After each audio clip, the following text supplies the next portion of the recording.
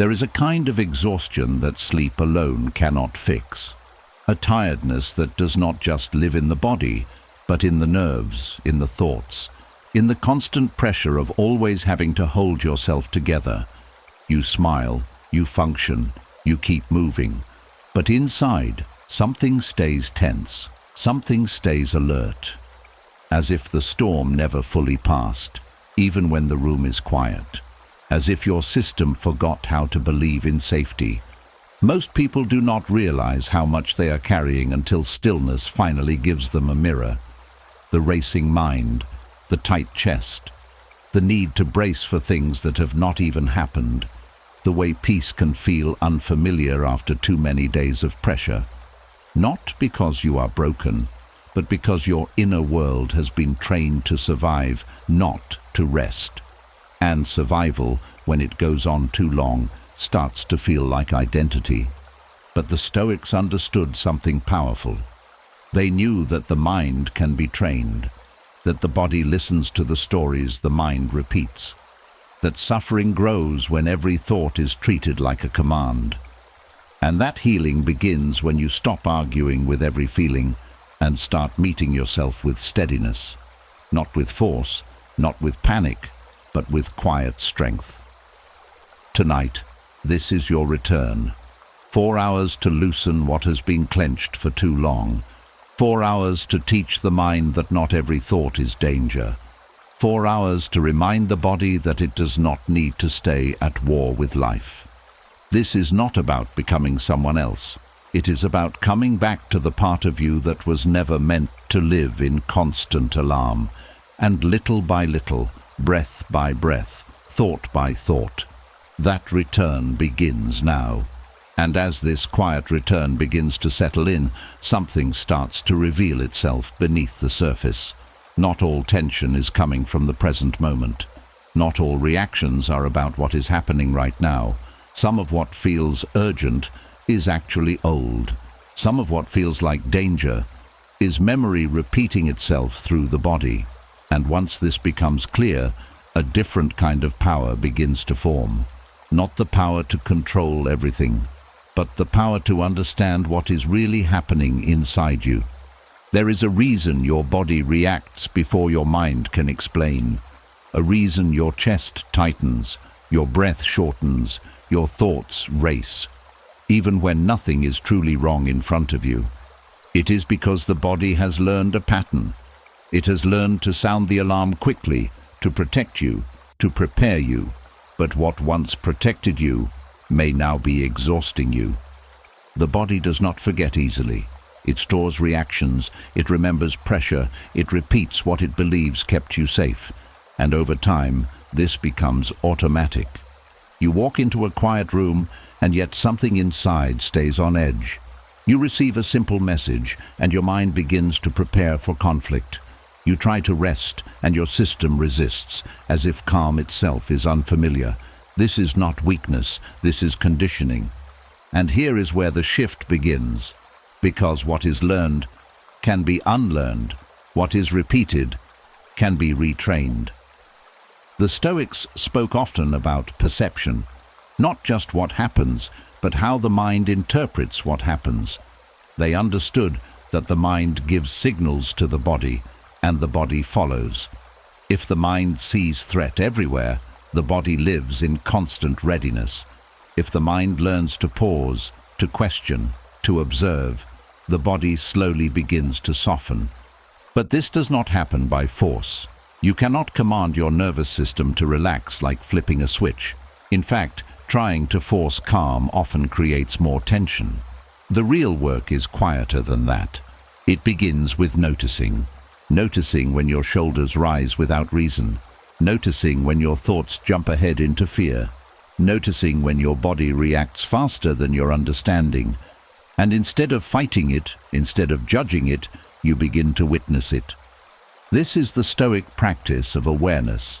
To step slightly back from your reactions and say, something is happening inside me, but it is not all of me. This small distance changes everything, because when you stop becoming the reaction, you start seeing it clearly, and once you see it, you can begin to retrain it.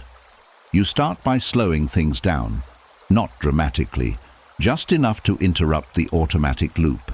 A slower breath, a softer response, a moment where you choose not to follow the first impulse. These moments may feel small, but they are powerful, because each time you pause, you teach your system that not every signal needs to turn into action. Over time, this creates a new pattern. The alarm may still rise, but it does not take over as quickly. The body may still react, but it begins to trust that the mind is present. And trust is what the nervous system has been missing. Many people live as if their reactions define them, as if anxiety means they are anxious people, as if stress means they are broken. But this is not truth. These are patterns, not identity. These are responses, not who you are. The Stoics remind us that the mind has the ability to examine itself, to look at its own habits and reshape them. This is not about becoming perfect. It is about becoming aware enough to choose differently, even in small ways. And slowly, the body begins to listen. It listens to the moments when you do not panic. It listens when you allow silence without filling it with worry. It listens when you meet discomfort without immediately escaping it. Each of these moments sends a new message, a quieter message, a message that says, we are not in danger right now. And repetition is what makes it real. Not one perfect moment of calm, but many small moments where you choose presence over panic, where you choose observation over reaction, where you allow the system to learn something new. There will still be days when the old patterns rise strongly, days when the alarm feels loud and convincing. But even then, something has changed, because now you see it. Now you understand that the reaction is not the whole story, and that understanding alone begins to loosen its grip. Recovery is not about removing every signal of stress. It is about changing your relationship to those signals. It is about teaching your body that it does not have to respond the same way it always has, that it can learn safety again, even if it forgot for a while. And as this learning continues, something unexpected begins to appear. A kind of quiet space inside you, a space where not everything needs to be solved immediately, a space where the body does not rush to defend and the mind does not rush to fear. This is where reprogramming truly begins, not in force, not in urgency, but in steady awareness, repeated gently, again and again, until the signal itself begins to change. And as that quiet space begins to grow, something even deeper starts to surface. It is not just the reactions that were learned. It is the identity built around those reactions, the way constant alertness slowly stopped feeling like a response and started feeling like who you are, the way tension became normal, urgency became familiar, and calm began to feel distant. And this is where a more honest question begins to rise. If the alarm can be retrained, then what parts of you were shaped by living in it for too long? There is a version of you that formed in pressure, a version that learned to stay ready, to stay sharp, to expect the next problem before it even arrived. It helped you move through difficult moments. It kept you alert when things were uncertain. It taught you how to endure. But over time, that state of survival stopped turning off. It stayed with you, even when the situation changed. And slowly, without noticing, survival mode stopped being something you entered and became something you lived inside. You begin to react quickly, even when there is no urgency. You feel uneasy in stillness, as if something must be wrong. You overthink simple situations, preparing for outcomes that may never come. You stay guarded, even with people who have given you no reason to be feared. And all of this feels normal, because it has been repeated so many times that it no longer feels like a response. It feels like personality. But this is where clarity matters, because survival mode is not who you are. It is what you learned to do. The Stoics understood this difference deeply. They believed that between what happens and how you respond, there is a space. And in that space lives your freedom. Not the freedom to control everything, but the freedom to choose how much of yourself you give to each moment. When survival mode becomes constant, that space disappears.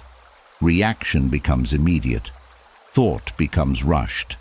The body takes over before the mind can reflect. And life begins to feel like a series of responses instead of conscious choices. But the moment you start observing this pattern, that space begins to return.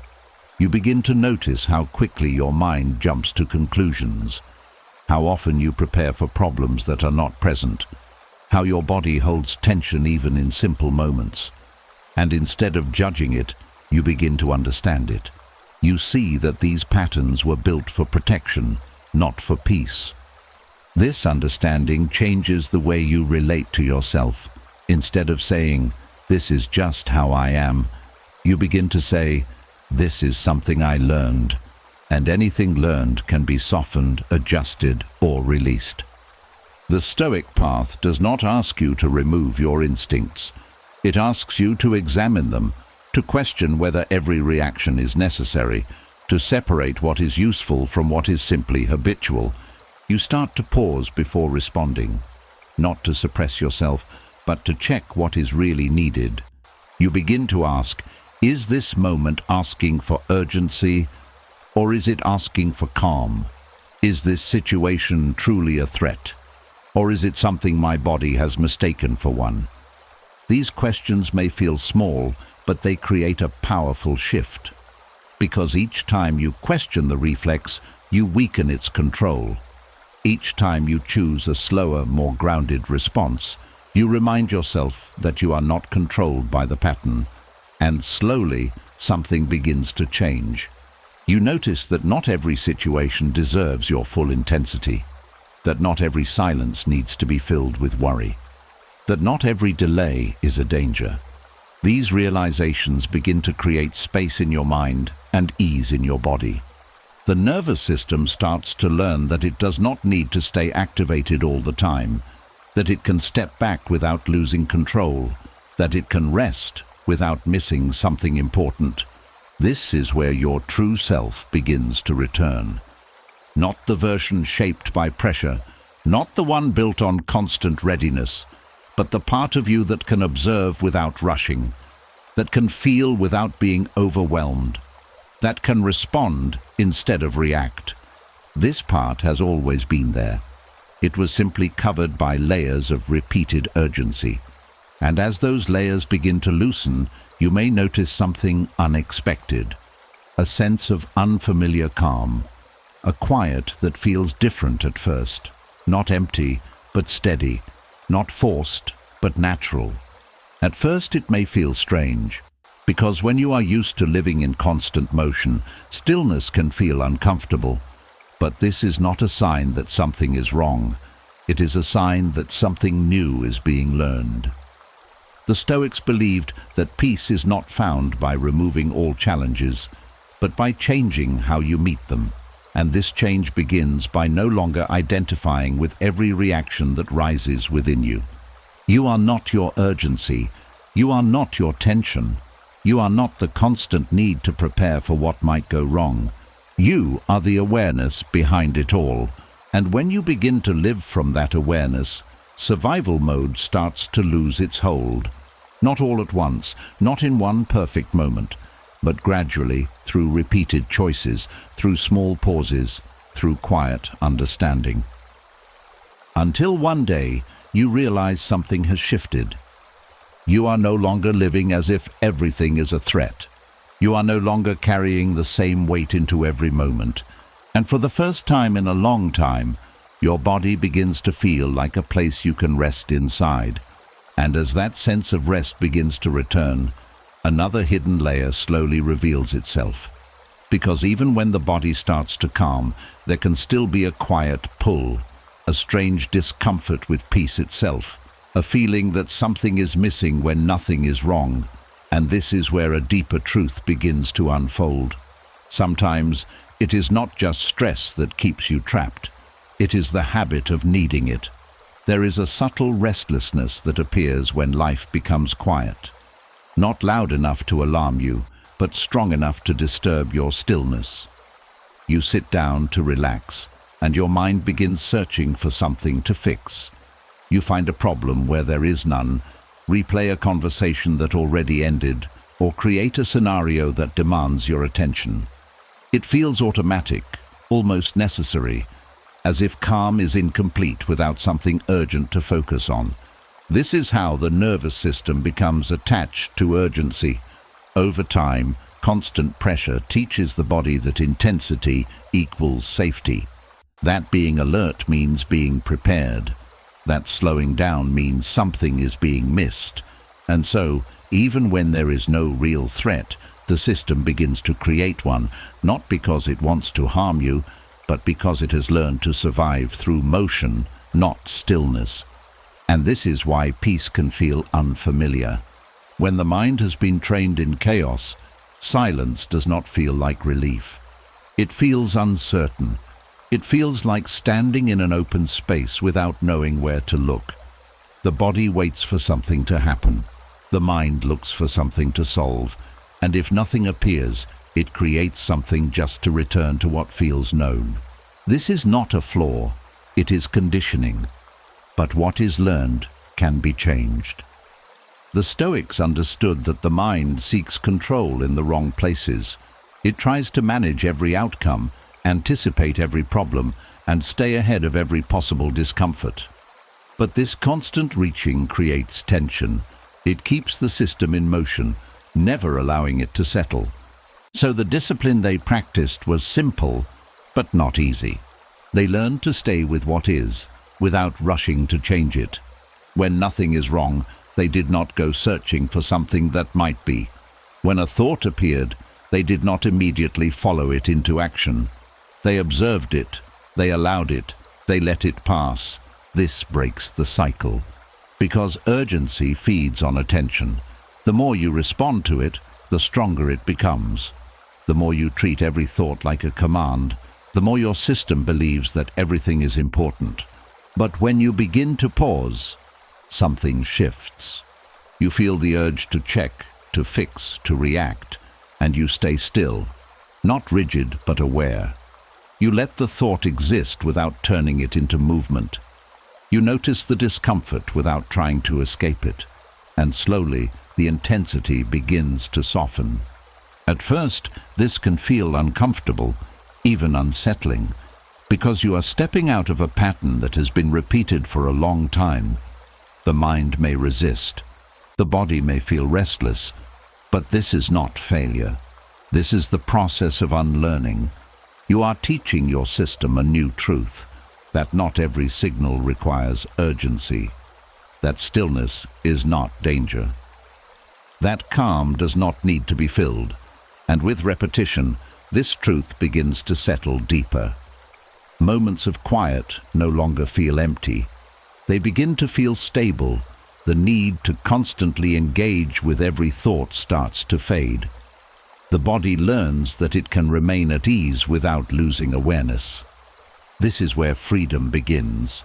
Not the kind that removes all challenges, but the kind that frees you from the need to react to everything.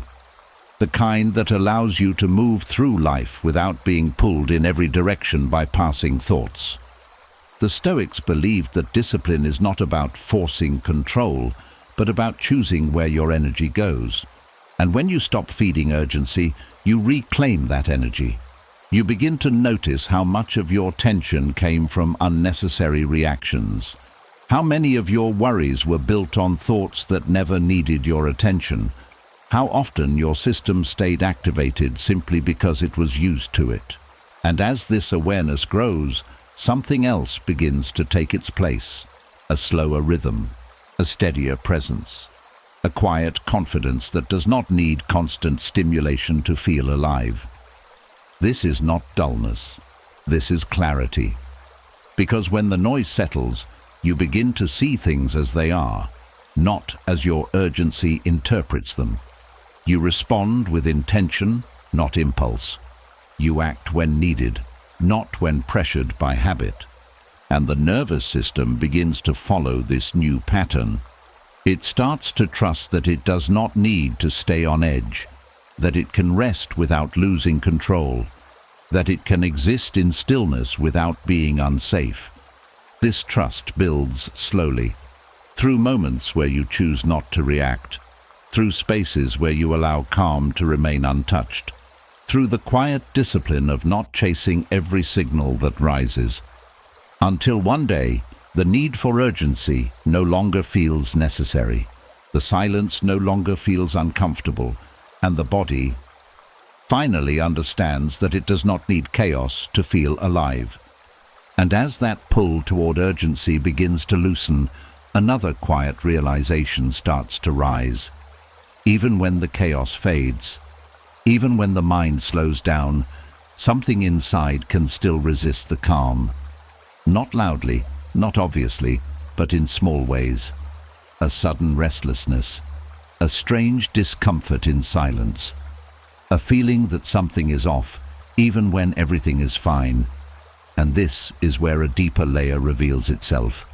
It is not just that the system was used to chaos, it is that it forgot what peace feels like. There is a moment that catches many people off guard, the moment when nothing is wrong, and yet the body does not relax. The shoulders stay tight. The thoughts look for something to fix. The mind begins to scan for hidden problems, as if calm itself is suspicious, as if quiet means something has been missed. This is not confusion. This is conditioning.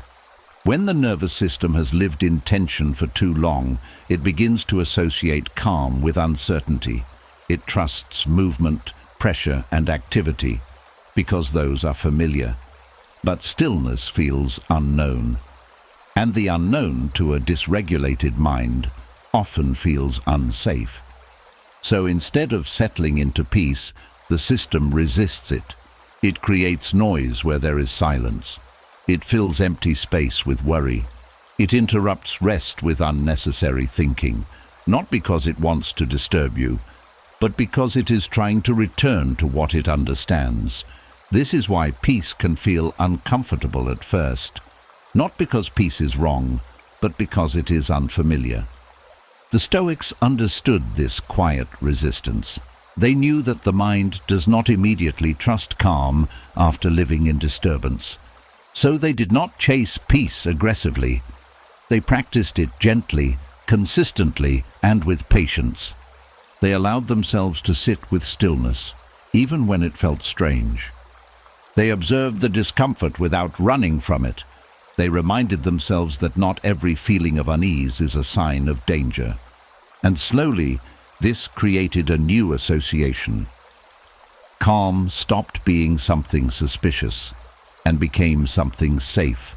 But this shift does not happen through force. You cannot demand that your mind suddenly trust peace. In fact, trying to force calm often creates more tension. The real change happens through exposure, through allowing yourself to stay in quiet moments long enough for the body to realize nothing bad is happening. At first, the mind may resist. It may tell you to check something, to think about something, to prepare for something. It may create reasons to move, to distract, to avoid the stillness. But instead of following every impulse, you begin to stay. You notice the urge, and you do not act on it immediately. You feel the discomfort, and you allow it to pass without labeling it as danger. This is where the retraining happens, because each time you remain in calm without escaping, you send a new message to your system, a message that says, "This is safe. This quiet is not a threat. This stillness does not need to be filled." And repetition builds trust. The body starts to soften, little by little. The mind begins to slow without forcing it. The tension that once felt necessary begins to feel optional. This is how recognition is restored, not through one perfect moment, but through many small experiences where calm is allowed to exist without interruption. The Stoics also practiced acceptance of the present moment, not as a passive act, but as a form of strength. They understood that resisting what is creates internal conflict, and conflict keeps the system activated. But when you allow the moment to be as it is, without immediately trying to change it, the body begins to settle. You start to see that peace is not something you have to earn. It is something you allow, and this changes your relationship with stillness. It stops feeling like something empty that needs to be filled. It starts feeling like something steady that can hold you. There may still be moments when the old pattern returns, moments when calm feels uncomfortable again. But now you understand what is happening. You no longer see it as a problem. You see it as a habit that is slowly fading, and that understanding removes its power. Because the moment you stop fearing the discomfort of peace, you begin to move deeper into it. The nervous system learns that it does not need to escape quiet. It learns that it can rest without being caught off guard. It learns that safety is not something that only exists in control or preparation, but something that can exist in stillness. And over time, something changes at a deeper level. Peace no longer feels like a pause between problems. It becomes a place you can return to, a place that no longer feels distant or unfamiliar, but steady, natural, and quietly, like something you were always meant to recognize again.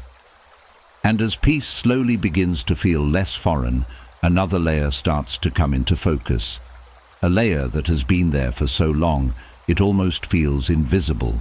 Not loud like anxiety, not sharp like fear, but constant, subtle, always present.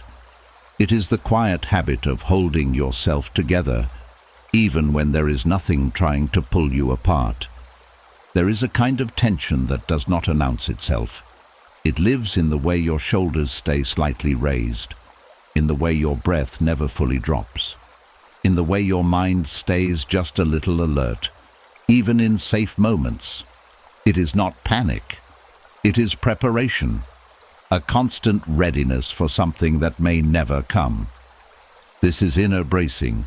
It feels like staying prepared is the responsible thing to do, like relaxing too much might leave you exposed, so you hold on, you stay tight, you keep a part of yourself on guard at all times, and after a while it becomes so normal that you forget what it feels like to fully let go. But this quiet tension has a cost. It drains your energy in ways you do not immediately notice. You wake up tired, even after rest. You feel worn down, even on calm days.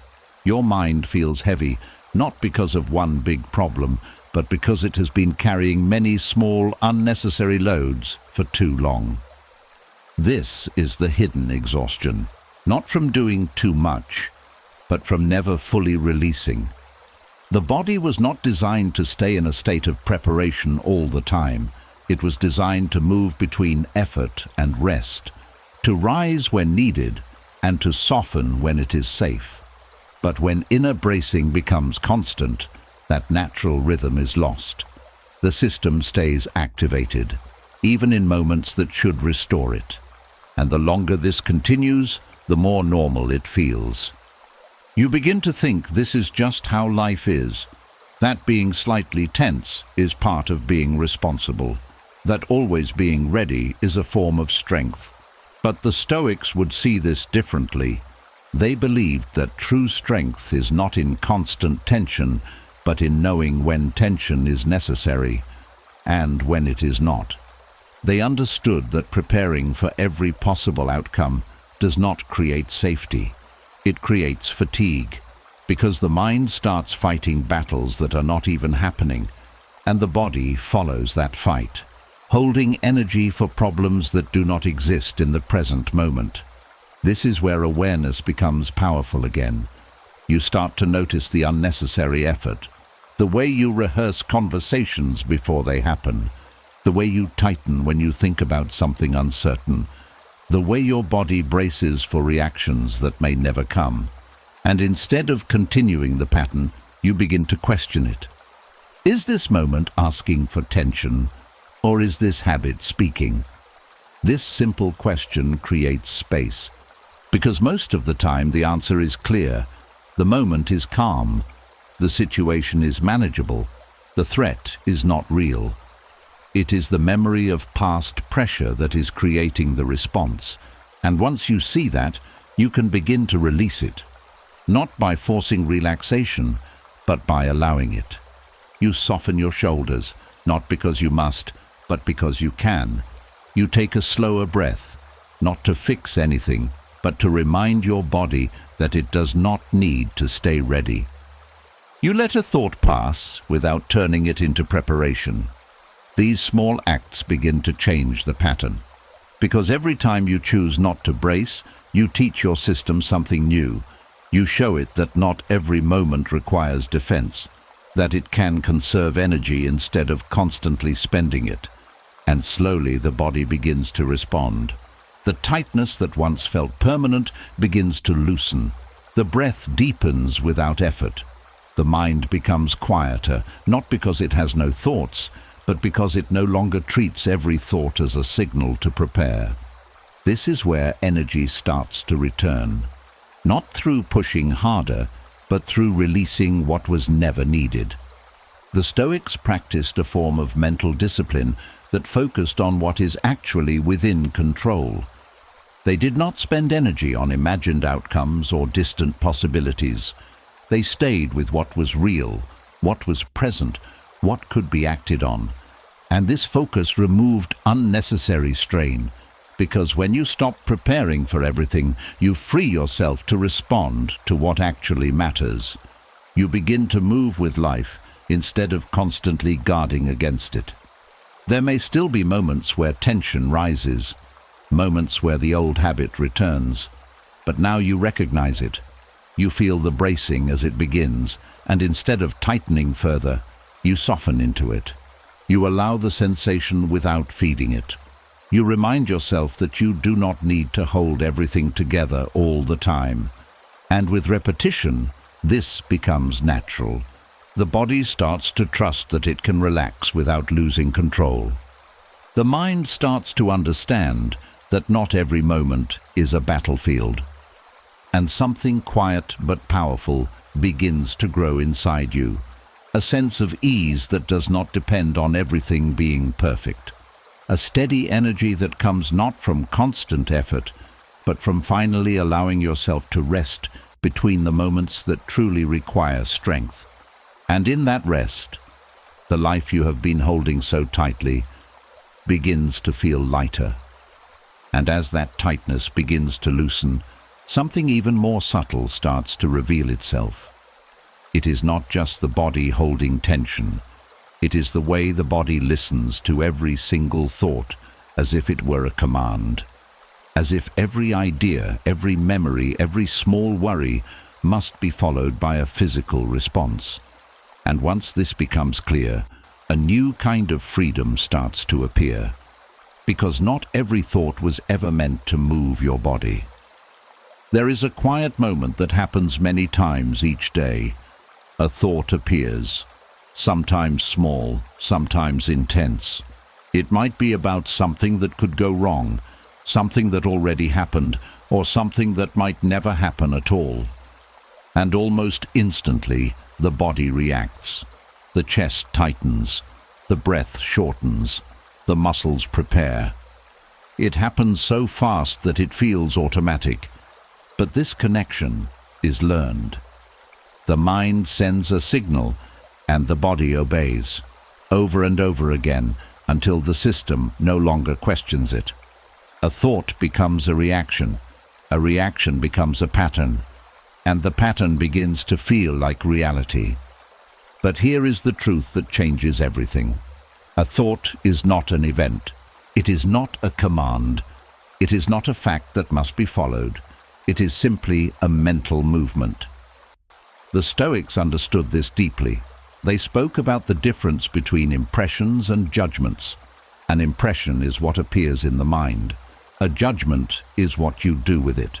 And in that space between the two is your power. When this space is missing, the system reacts instantly. The body moves before the mind has a chance to see clearly. But when you begin to notice that space, even for a second, something changes.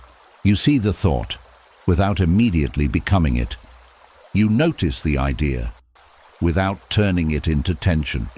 You allow it to exist, without treating it as truth. This is where separation begins.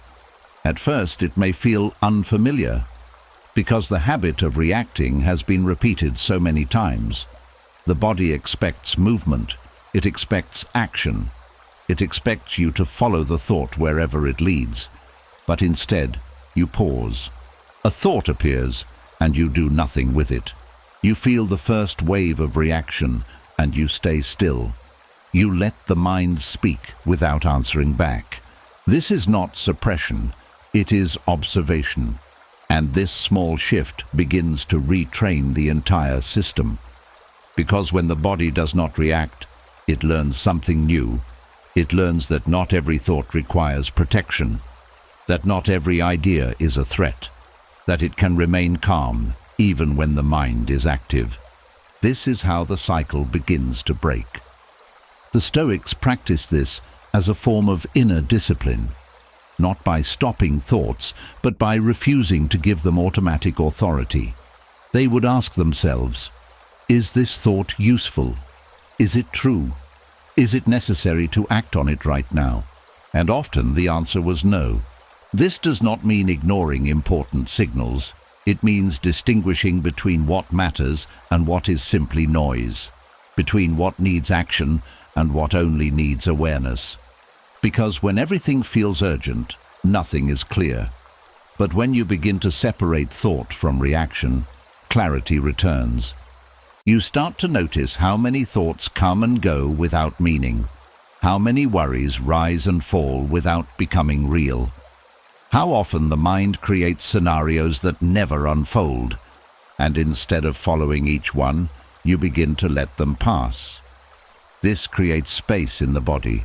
The constant tightening begins to fade. The breath becomes steady.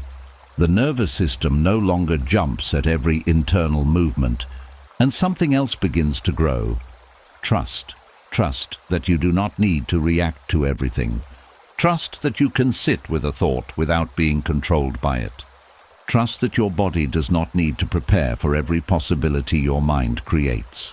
This trust is what allows the system to rest. Because it is not the thoughts themselves that create exhaustion. It is the constant reaction to them. When every thought becomes a signal, the body never gets a break. But when you begin to choose which thoughts deserve your energy, everything changes. There may still be moments when a thought feels strong, moments when the body reacts quickly, but now you see what is happening. You recognize the pattern as it forms, and instead of following it completely, you interrupt it. You return to your breath. You soften your body. You remind yourself, this is just a thought, and with repetition, this becomes natural. The gap between thought and reaction grows wider. The mind becomes quieter, not because it stops thinking, but because it is no longer being followed so closely. And the body begins to feel safe again, safe not because every thought is controlled, but because not every thought is believed. This is the quiet strength the Stoics practiced. To remain steady in the presence of their own minds, to observe without rushing, to feel without reacting, and to understand deeply that not everything that appears within them deserves to move them. And as this understanding settles in, something powerful begins to take shape. A calm that does not depend on silence, a steadiness that does not break with every passing thought, and a body that finally learns it does not need to answer every voice the mind creates. And as that space between thought and reaction begins to widen, something deeper starts to rise from beneath the surface. Not loud like fear, not urgent like anxiety, but heavy in a different way. A quiet weight that does not belong to the present moment, yet still lives in the body as if it never left. And this is where another truth reveals itself. Some reactions are not coming from now. They are echoes from moments that never fully settled. There are memories the mind can forget, but the body does not. A look that made you feel small. A moment where words failed you. A time when you were exposed, judged, or misunderstood. These moments may be far behind you, yet something inside still tightens when they are touched. The chest contracts, the stomach turns, the face warms, as if the moment is happening again.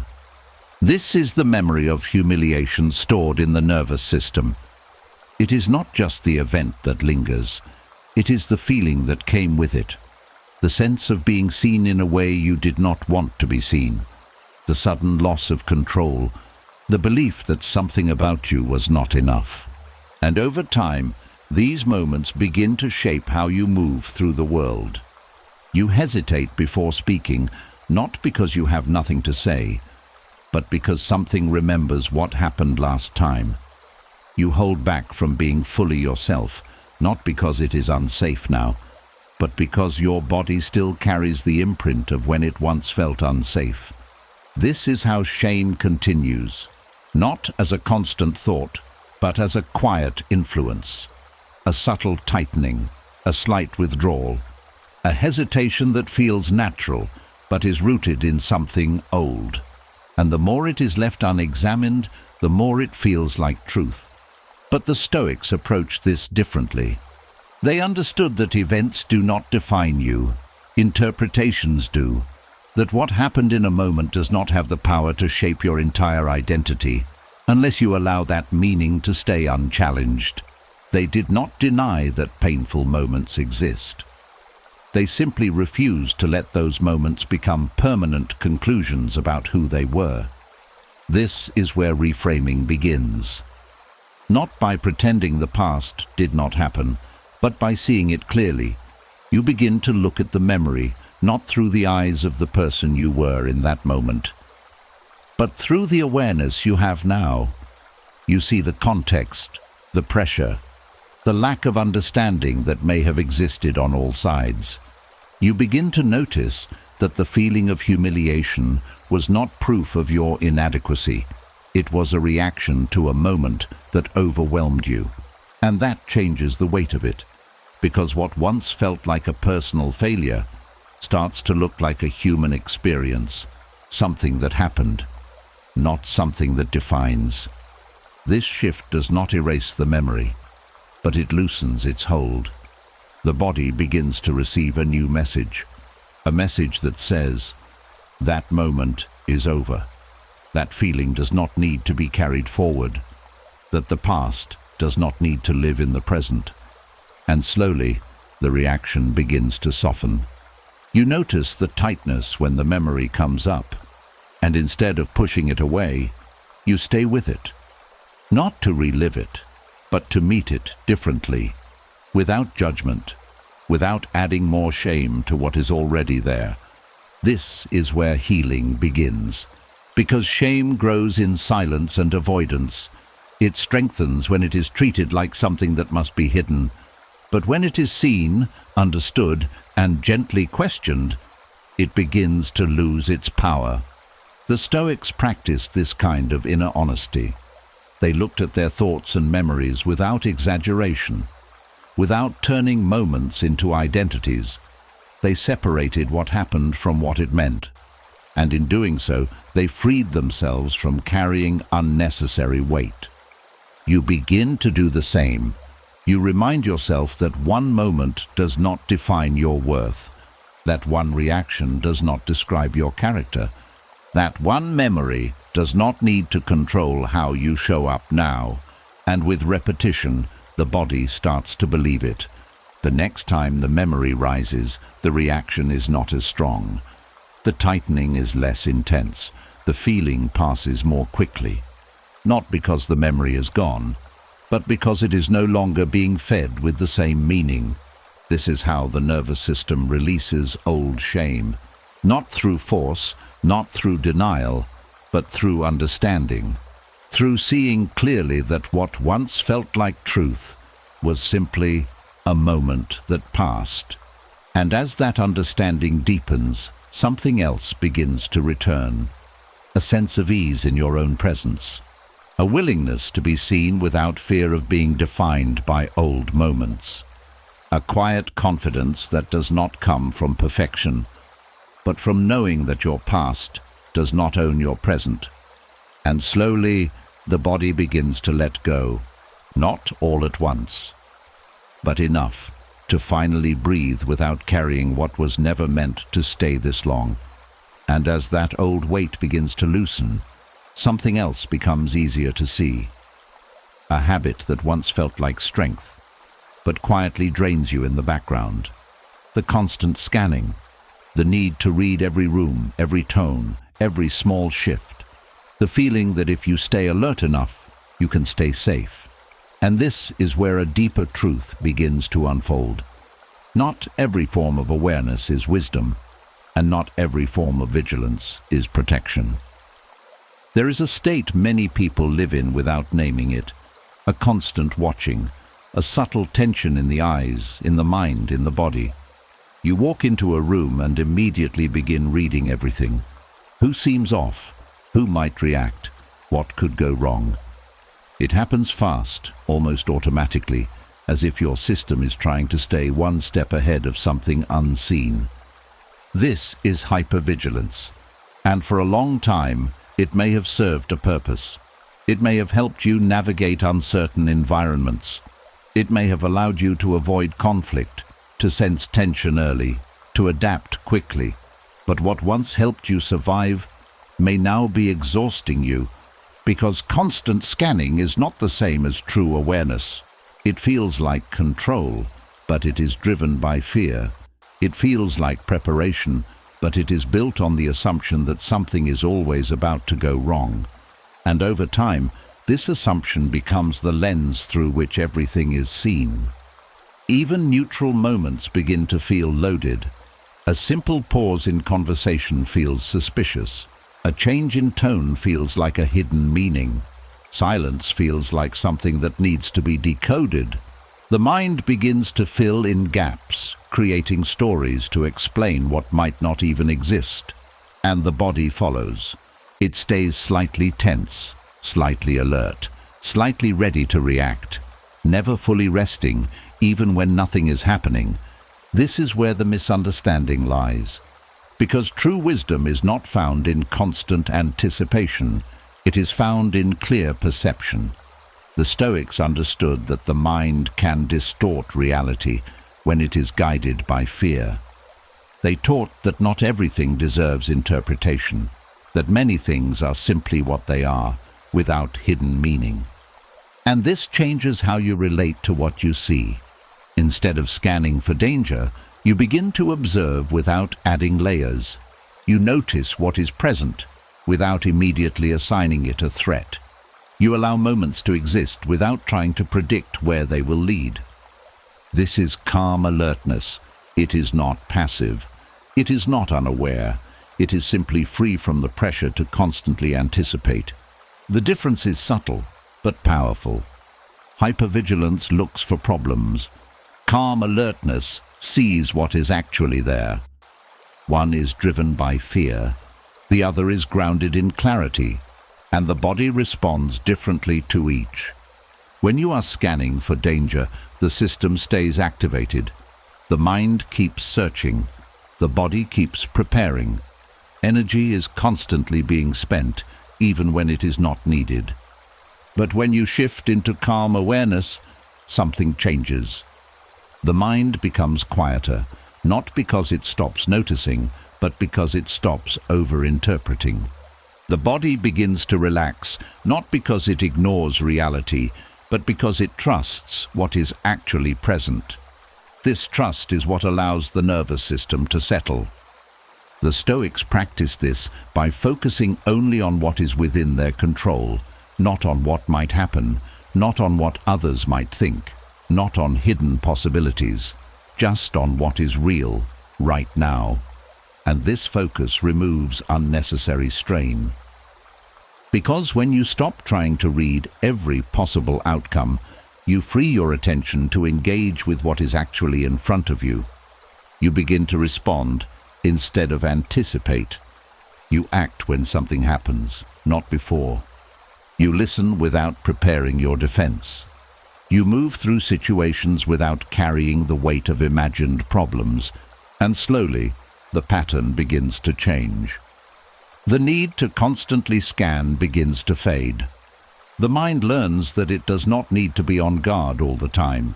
The body realizes that safety does not come from constant checking, but from steady presence. There may still be moments when the old habit returns, moments when the urge to scan rises quickly, but now you see it for what it is, not wisdom, not necessary protection, but a learned response that no longer needs to lead. And in that recognition, you have a choice. You can follow the pattern, or you can return to calm observation. You can let the mind search, or you can let the moment be enough. And each time you choose the latter, something strengthens inside you. A quiet confidence that does not depend on predicting everything. A grounded awareness that does not need to chase every signal. A sense of safety that comes not from constant vigilance, but from knowing that you can meet whatever arises without living in fear of it beforehand. And over time, this becomes your new way of being, not tense, not guarded, but present, clear and steady, in a way that no longer confuses fear with wisdom. And as that constant scanning begins to quiet down, something even more revealing comes into view. It is not just the habit of looking for danger, it is the feeling that life itself is urgent, that everything needs attention now, that every moment carries pressure. And this is where a deeper truth begins to surface. Living like everything is an emergency slowly takes something from you, even when nothing is actually wrong. There is a rhythm the body was meant to follow, a natural rise into effort, and a natural return into rest. But when alertness becomes constant, that rhythm breaks. The system stays elevated. The mind stays active. The body never fully comes down. And over time, this becomes your normal. You move quickly, even when there is no need. You think ahead, even when the present moment is enough. You carry a sense of urgency into simple situations. A conversation becomes something to manage. A quiet moment becomes something to fill. Rest becomes something to earn. This is what it feels like to live as if everything is an emergency. At first, it may even feel productive, like you are staying on top of things, like you are being responsible. But slowly, the cost begins to show. Joy becomes harder to access, because joy requires presence. It lives in moments that are not rushed, in experiences that are not analyzed or controlled. But when the mind is always preparing for the next thing, it cannot fully enter the current one. You may be in a peaceful moment, but your attention is already somewhere else. And so the moment passes without being fully felt. Sleep begins to suffer, because the body does not easily rest when it has been trained to stay alert. Even when you lie down, the system continues its work. Thoughts keep moving. The mind keeps scanning. The body stays slightly tense, as if something might require action at any moment. And even if sleep comes, it does not restore you the way it should. You wake up still carrying the same tension you went to bed with. Clarity begins to fade, because constant urgency creates noise. The mind becomes filled with overlapping thoughts, imagined scenarios, unfinished loops. It becomes harder to see what truly matters, because everything feels equally important. And when everything feels urgent, nothing is clear. This is the hidden cost. Not just physical exhaustion, but the slow loss of presence, rest, and focus. The Stoics saw this pattern long before it had a name. They understood that the mind creates its own storms when it refuses to stay with what is real, when it moves ahead of the moment, trying to control outcomes that are not yet here. So they practiced something different. They returned to the present. Not as an idea, but as a discipline. They focused on what was directly in front of them, what could be acted on now, what actually required attention, and everything else they allowed to remain where it belonged, in the future, in uncertainty, outside of their control. This simple shift changed everything. Because when you stop treating every moment like an emergency, the system begins to slow. The breath deepens, the body softens, the mind becomes clearer. You begin to see that most of what felt urgent was not necessary, that many of the things you rushed through did not require rushing at all. That much of your tension came not from reality, but from the way you were relating to it. And slowly, a different rhythm begins to return. You start to move with intention instead of pressure. You respond to situations as they arise instead of preparing for them endlessly. You allow yourself to be in moments without trying to escape them or control them. This does not mean becoming careless, it means becoming grounded. Because true steadiness does not come from constant alertness. It comes from knowing that you can handle what comes without needing to anticipate everything before it arrives. There may still be moments where urgency appears. Situations that require quick action, clear thinking, focused energy. But these moments are meant to be temporary. They are not meant to become your entire way of living. And once you see this clearly, something begins to shift. You stop carrying urgency into places it does not belong. You allow calm to exist without interrupting it. You let rest be enough, without turning it into preparation. And the nervous system begins to trust this new pattern. It learns that it does not need to stay activated all the time. It begins to release the constant pressure. It remembers how to settle. And as this happens, something quietly returns to you, a sense of ease in simple moments, a deeper kind of rest that actually restores you, a clarity that allows you to see what matters without being pulled in every direction. This is the beginning of internal steadiness, not forced, not fragile, but built slowly, through the choice to stop living as if every moment is a crisis. And in that choice, life begins to feel less like something to survive, and more like something you can finally experience. And as that sense of urgency begins to loosen its grip, something even more subtle comes into view. Beneath the rushing, beneath the constant preparation, there is a quieter force driving it all. A need to make sure everything goes a certain way. A need to predict, adjust, manage, and hold things together before they can fall apart. And this is where a deeper truth begins to reveal itself. The need to control everything is rarely about power. It is about fear. There is a feeling that sits underneath the urge to control, not always loud, not always obvious, but always present.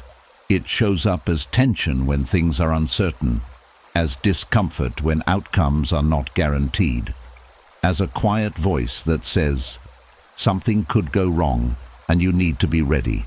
So the mind begins to work. It tries to plan every detail. It runs through different scenarios. It prepares responses for things that have not happened. It searches for ways to reduce uncertainty, to create a sense of safety by staying ahead of everything. And for a moment, it feels like control brings relief. But that relief never lasts. Because the more you try to control, the more you realize how much is beyond your control. Other people's actions, timing, outcomes, circumstances that shift without warning. And this creates a loop. The more uncertain things feel, the more the mind tries to tighten its grip. And the body follows. It stays tense, always slightly braced. It carries the weight of trying to hold everything in place. It resists change because change feels like loss of control. And slowly, this effort becomes exhausting. Not because you are doing too little, but because you are trying to manage too much. This is where the Stoics offer something different. They did not try to control everything. They learned to separate what is within their power from what is not. Their focus was simple but profound.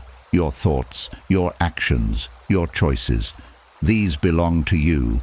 Everything else does not. And once you truly see this, something begins to release. Because much of the tension you carry comes from trying to influence things that were never yours to command in the first place. The outcome of a conversation, the way someone feels about you, the exact way the future will unfold. These things can be influenced, but never fully controlled. And when you try to hold them tightly, the system stays in effort. It stays in resistance. It never fully rests. But when you begin to let go of that need, something shifts inside you. Not into passivity, but into clarity. You still act. You still prepare. You still care about what you are doing. But you no longer tie your sense of safety to outcomes you cannot guarantee. This is what surrender means in the Stoic sense. Not giving up, but releasing the illusion that everything must go your way for you to be okay. At first, this can feel uncomfortable, because control has been your way of creating safety. Letting go of it may feel like stepping into uncertainty without protection. The mind may resist. It may search for something to hold on to. But this is where the deeper trust begins. You start to see that you do not need to control everything to be stable, that you can meet situations as they come without needing to predict them all, that your strength is not in forcing outcomes, but in how you respond to whatever unfolds. And with this understanding, the body begins to relax. The constant tightening softens. The need to prepare for every possibility fades. The nervous system learns that it does not need to stay in control mode all the time. This is where real freedom begins, because when you are no longer trying to manage everything, your energy returns to you. You become present with what is in front of you. You engage fully with the moment without being pulled into what might happen next. You act with intention instead of reacting out of fear, and life begins to feel different. Not because everything becomes predictable, but because you are no longer depending on predictability to feel at ease. There will still be uncertainty. There will still be moments that do not go as planned. But now, those moments do not shake you in the same way, because your stability is no longer tied to control. It is rooted in your ability to remain steady, no matter what unfolds. And as this steadiness grows, something quiet but powerful takes its place. A sense of trust. Not in the world being perfect, but in yourself being able to meet it as it is. And in that trust, the need to control begins to fade. Not because you forced it away, but because you no longer need it to feel safe. And as that grip on control begins to soften, something even more grounding starts to take shape. A realization that does not come all at once, but settles slowly, like a quiet truth returning home. The world may never become perfectly safe. Situations may never fully align. People may never behave exactly as expected. And yet, something inside you can still become steady. Something inside you can still feel safe. There is a common belief that peace will come when everything is in order. When the right conditions appear, when problems are solved, people are predictable, and life finally becomes stable. But this belief keeps you waiting for a moment that may never arrive, and while you wait, the nervous system stays alert. because it is always looking outward for permission to relax. But the Stoics understood something different. They knew that the world has always been uncertain, that change, discomfort, and unpredictability are part of life, not exceptions to it. And because of this, they did not build their sense of safety on the outside. They built it within, not by ignoring reality, but by changing their relationship to it. They trained the mind to return to what is stable, even when the environment is not. They focused on what could be trusted, their own responses, their own awareness, their own ability to remain grounded in the present moment. And this is where true safety begins to rebuild. Not in controlling what happens, but in knowing how to meet what happens. You begin to notice that not every situation needs to feel safe for you to feel steady. That discomfort can exist without turning into fear. That uncertainty can be present without taking over your entire system. This does not mean pretending things are okay when they are not. It means allowing things to be what they are, without losing yourself in the process. At first, this may feel unfamiliar, because the mind is used to searching for certainty. It wants guarantees, it wants clear outcomes, it wants something solid to hold on to. But the more you look for certainty in a changing world, the more restless the system becomes. So instead, you begin to return to something quieter, the present moment. What is actually happening right now? The breath moving in and out, the body sitting or standing supported, the simple awareness that you are here, and in this moment you are okay. This is not a statement about the future, it is a recognition of the now. And this recognition begins to anchor the system, because the nervous system does not need a perfect future to calm down. It needs a clear present. The Stoics practiced this by bringing their attention back, again and again, to what was directly in front of them. They did not deny that the future could be uncertain. They simply refused to live in it before it arrived. And this refusal creates space. Space where the body can relax. Space where the mind can settle. Space where you are no longer chasing safety outside of yourself. You begin to build a different kind of trust, not in circumstances always working out, but in your ability to stay grounded even when they do not. This trust grows slowly, through moments where you stay present instead of projecting forward. Through times when you allow uncertainty without trying to immediately fix it. Through choices where you respond with calm, even when the situation is unclear. Each of these moments sends a message to your system, a message that says, you are capable of being here without falling apart.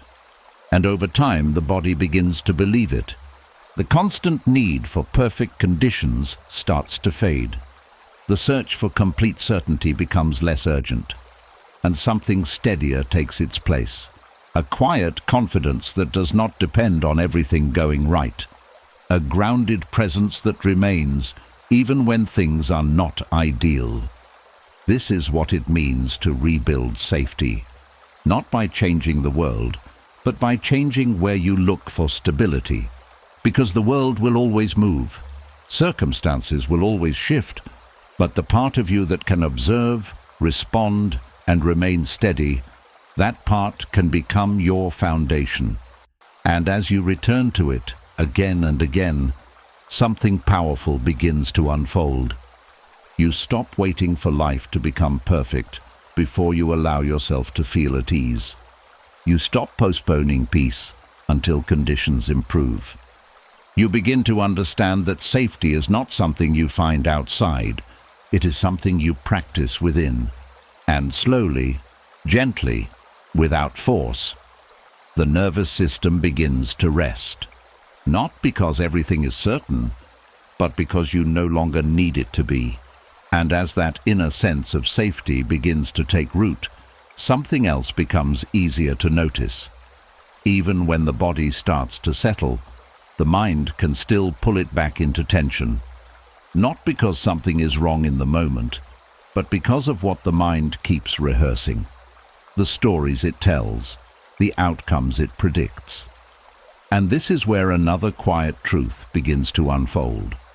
The body does not relax when the mind keeps preparing for disaster. There is a pattern that happens almost unnoticed. A thought appears about the future. Something small at first, a possibility, a question. But then the mind takes it further. It stretches it, builds on it, turns it into a full picture of what could go wrong. A simple delay becomes a problem. A small mistake becomes failure. An uncertain situation becomes a worst-case scenario. And before anything has actually happened, the body reacts as if it already has. The chest tightens. The breath becomes shallow. The muscles brace. The system prepares. This is what catastrophic thinking does. It does not wait for reality. It creates its own version of it, and the body follows. Over time, this becomes a habit. The mind learns to jump to extremes, to assume the worst, to prepare for outcomes that are far from certain. And the nervous system begins to live in those imagined futures, reacting to things that do not exist outside the mind. This is why relaxation becomes difficult. Because the body is not responding to the present moment. It is responding to the imagined one, and imagined threats feel just as real when they are repeated enough. The Stoics saw this clearly.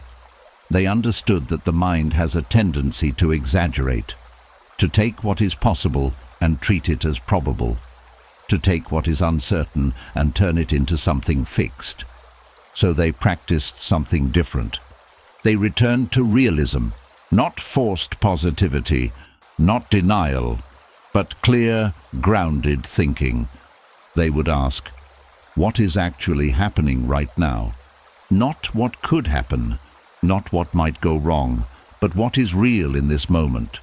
And often the answer was simple. Nothing is happening that requires fear. This question interrupts the cycle, because it brings the mind out of the imagined future and back into the present. It removes the layers of exaggeration and reveals what is actually there. And when the mind returns to what is real, the body begins to follow. The tension softens, the breath steadies. The system no longer prepares for something that is not happening. But this takes practice, because catastrophic thinking can feel convincing. It can feel like you are being responsible, like you are preparing, like you are staying ahead. But in reality, it is keeping the system in a constant state of tension. The Stoics did not try to stop thoughts completely.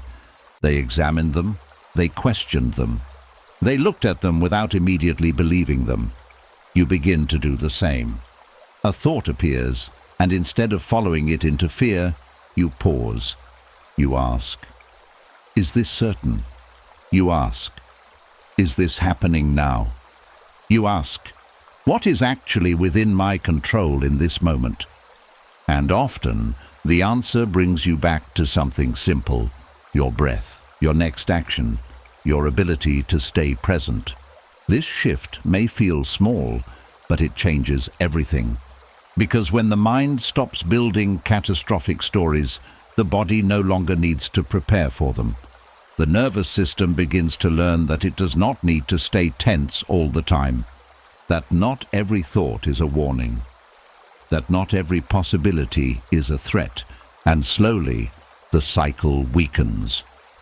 There may still be moments when the mind jumps ahead, moments when a thought feels intense, but now you see it. You recognize the pattern as it forms. And instead of following it completely, you return. Back to what is real, back to what is here, back to what actually requires your attention. This return creates stability, not because it removes uncertainty, but because it removes the habit of exaggerating it. And as this becomes more natural, something begins to change at a deeper level. The body no longer reacts to every imagined outcome. The mind becomes quieter, not because it has no thoughts, but because it no longer treats every thought as truth. And a new kind of calm begins to settle in. A calm that is not built on everything going right, but on seeing clearly what is actually happening. This is the power of Stoic realism, not to deny difficulty, but to remove the unnecessary suffering created by the mind. And as that unnecessary layer begins to fall away, the body finally receives the message it has been waiting for. Nothing is happening right now that requires you to stay in fear. And slowly, it begins to relax. And as that habit of imagining the worst begins to loosen, something even closer begins to reveal itself. Not something from the outside, not even something from the future, but something coming from within. A pressure that does not shout, but never fully leaves. A quiet force that keeps you pushing, correcting, demanding more from yourself, even when nothing is wrong. And this is where a deeper truth begins to surface. Not all pressure comes from the world. Some of it is created by the way you speak to yourself. There is a voice inside that many people mistake for discipline. It sounds like responsibility. It sounds like strength. It says you should be doing more. You should be better. You should not feel this way. You should not make mistakes. And because it feels familiar, it goes unquestioned. But this voice does something subtle. It keeps the system activated. Even in moments of rest, it finds something to improve. Even in moments of success, it points out what was not enough. Even in calm, it creates a sense that something still needs to be fixed. This is self-pressure, and over time, it becomes invisible. You no longer notice the way you tighten when you fall short of your own expectations. You no longer question the constant need to adjust yourself. You carry it like it is normal, like it is necessary. But the body feels it. It feels the constant demand, the lack of permission to simply be, the quiet tension of never fully arriving. And this creates exhaustion. Not because you are doing too much in the world, but because you are never allowed to be at ease within yourself. This is where the Stoics offer a different path. They believed in discipline, but not in self-punishment. They practiced self-governance. And there is a difference. Self-punishment is driven by fear. It uses harshness to force change. It creates pressure by pointing out flaws and demanding immediate correction. It keeps the system in tension because it never allows space for growth to happen naturally. Self-governance, on the other hand, is rooted in clarity. It sees what needs to change without turning it into an attack. It corrects behavior without rejecting the person. It guides instead of forcing. The Stoics did not believe in tearing themselves down to become better. They believed in understanding themselves, observing their patterns, and choosing differently, without adding unnecessary suffering. This is where the shift begins. You start to notice the tone of your inner voice. Not just what it says, but how it says it. Is it guiding, or is it criticizing? Is it helping you move forward, or keeping you stuck in tension? This awareness alone begins to change the relationship. Because once you see the pressure clearly, you stop mistaking it for strength. You begin to question it. Is this level of demand necessary right now?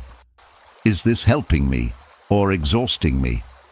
And often the answer is clear.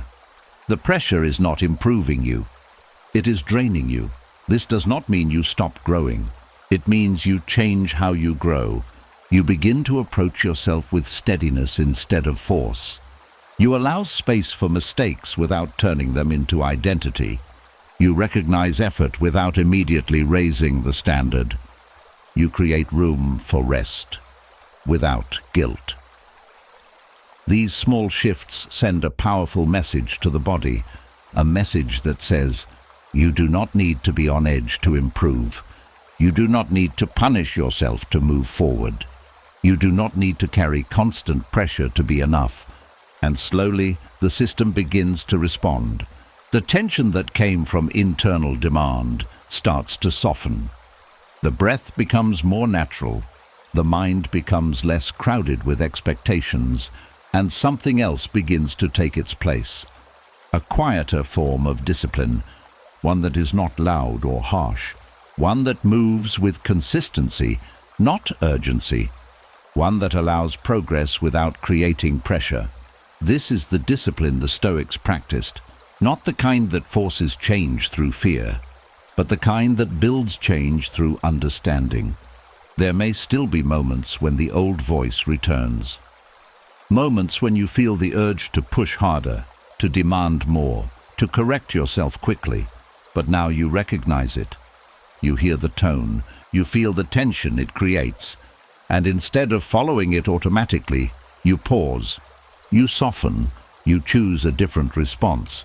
And with repetition, this becomes your new pattern. The inner environment becomes less hostile. The nervous system no longer feels under constant demand.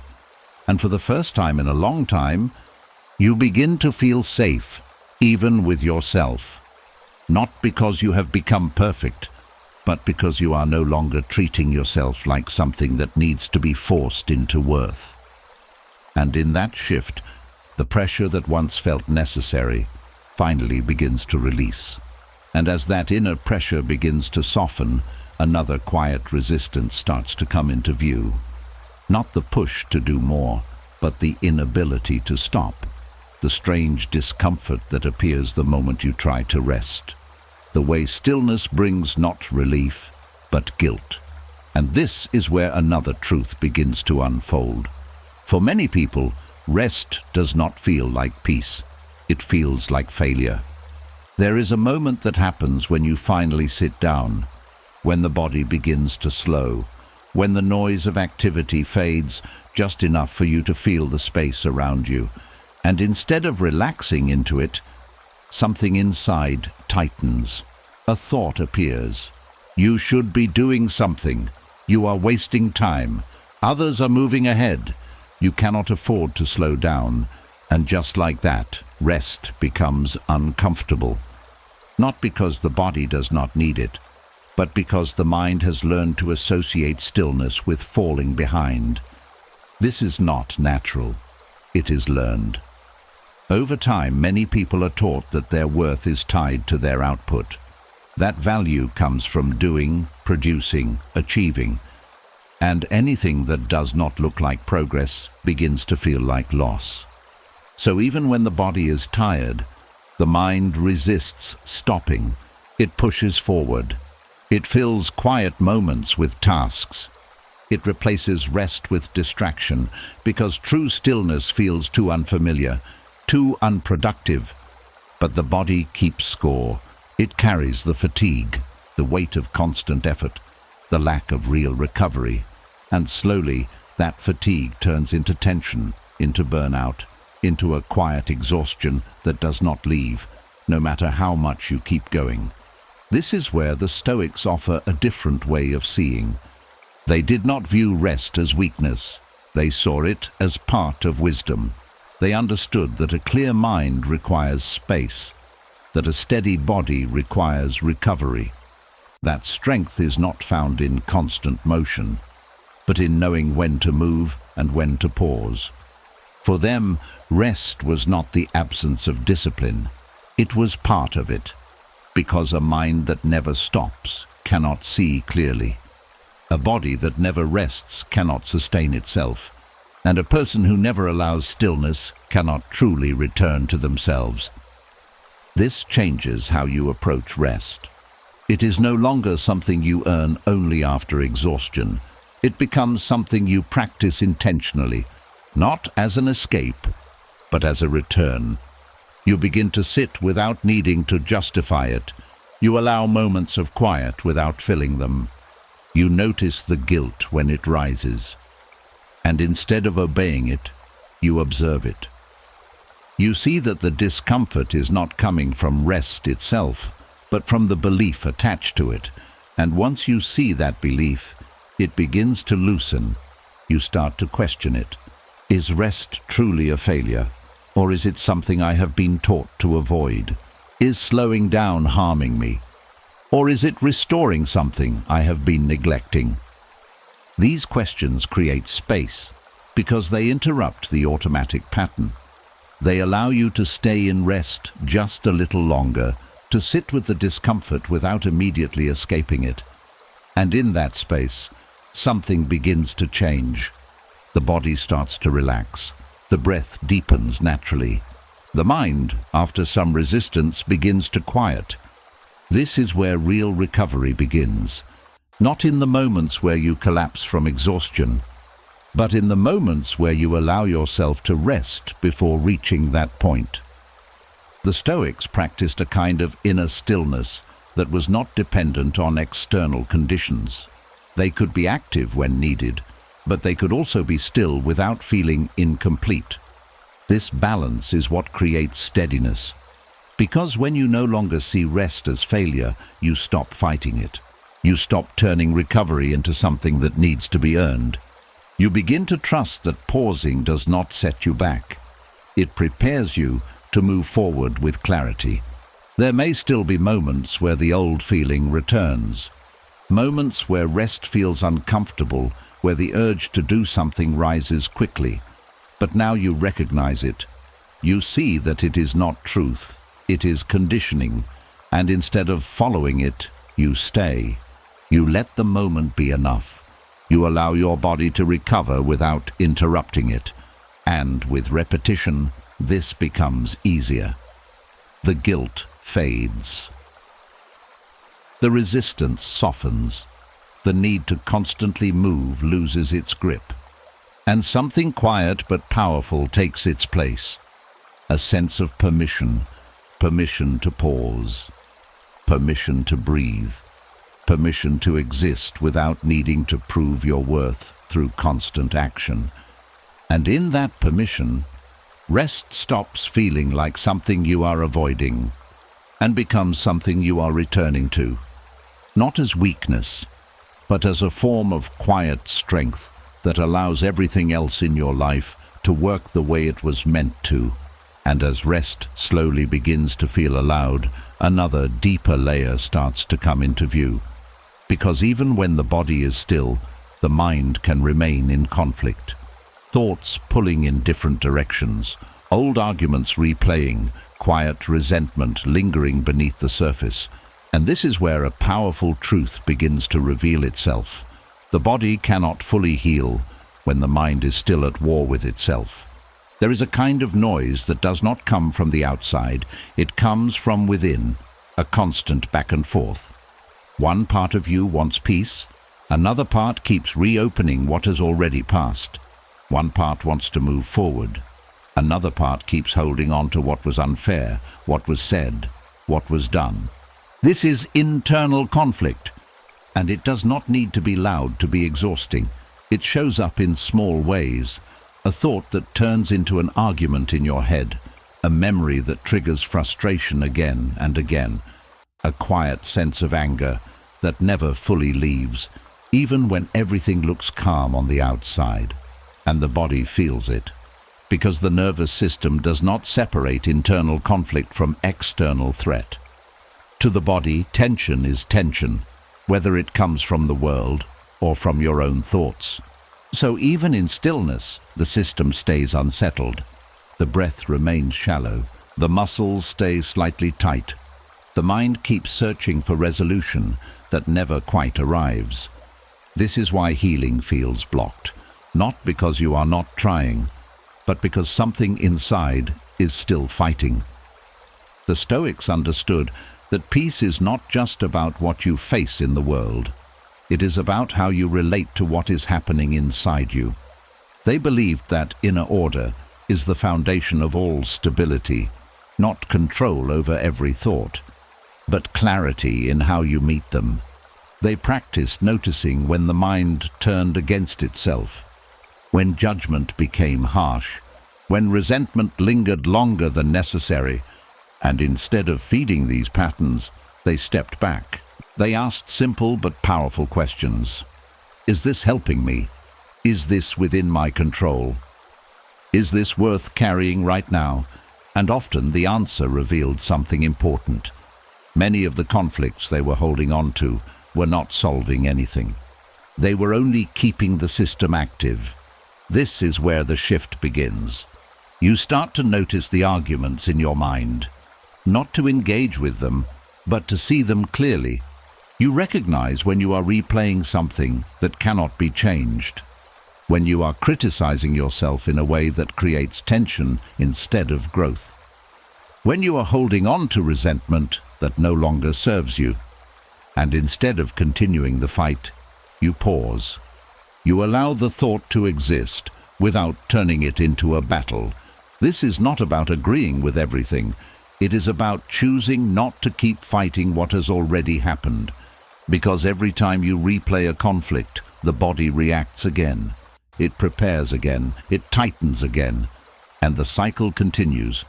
But when you begin to let go, even slightly, the system begins to shift. The breath becomes softer, the mind becomes less crowded, the tension begins to release. This is where inner order starts to form, not from forcing peace, but from reducing unnecessary conflict. The Stoics did not try to eliminate all negative thoughts. They focused on removing what was not useful. They chose clarity over chaos. They chose understanding over reaction. And this created space. Space where the mind could settle. Space where the body could begin to trust that the fight was over. There may still be moments when old feelings rise. Moments when anger or frustration returns. But now you see it. You recognize the pattern as it begins, and instead of feeding it, you allow it to pass. You remind yourself that not every thought needs to be resolved immediately, that not every feeling needs to be acted on, that peace does not come from winning every internal argument, but from stepping out of the ones that do not matter. And with repetition, this becomes easier. The mind becomes quieter, not because it is empty, but because it is no longer fighting itself. The body begins to relax, not because everything is perfect, but because the internal pressure has eased, and something steady begins to grow inside you. A sense of alignment, a feeling that your thoughts are no longer pulling you in different directions, a quiet stability that comes from within, not from the outside. This is the medicine the Stoics practiced, not found in controlling the world, but in bringing order to the mind. And as that order settles in, the body finally receives the message it has been waiting for. The fight is over. You can rest now. And as that inner conflict begins to settle, something else becomes easier to notice. Not the past this time, but the future.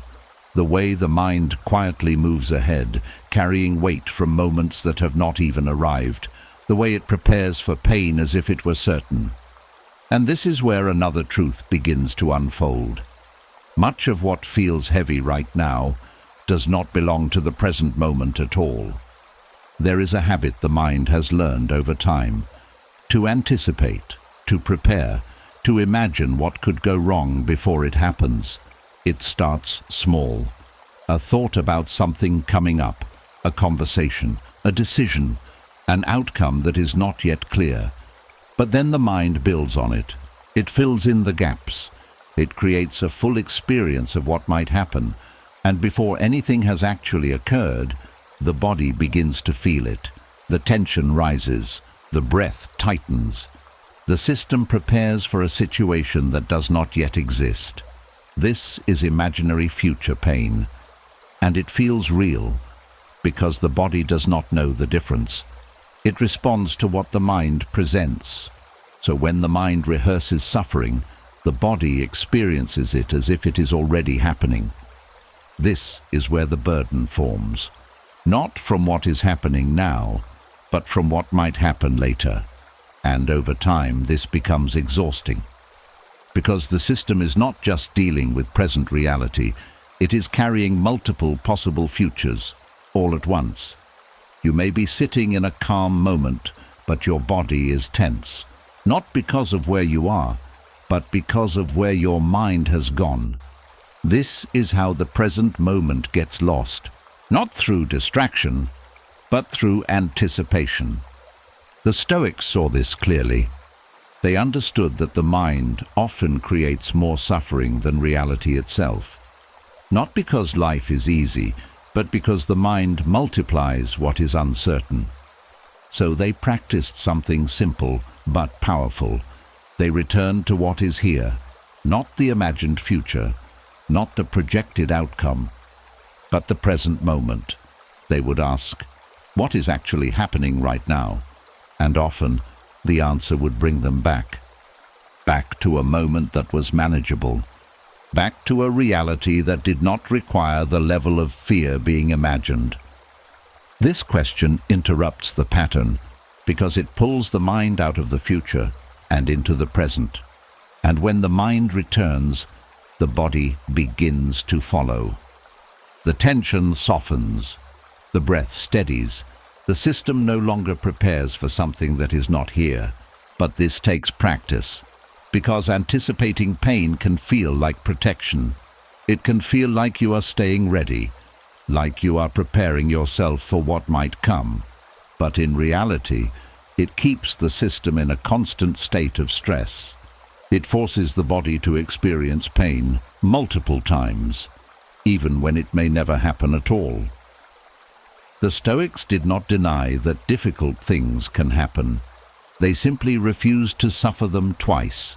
They dealt with what was real, when it became real. And until then, they stayed with what was present. This is where freedom begins. You start to notice when your mind moves ahead, when it begins to build scenarios, when it creates outcomes that are not certain. And instead of following it fully, you pause. You return to your breath. You return to your surroundings. You remind yourself, this moment is what is real, and this moment is enough. At first, the mind may resist. It may try to pull you back into the future. It may present more possibilities, more scenarios, more reasons to prepare. But each time you return, you weaken the pattern. Each time you choose presence over anticipation, you teach your system something new. That it does not need to carry what has not happened. That it can stay here without preparing for every possibility. And slowly, the body begins to trust this. The constant tension begins to fade.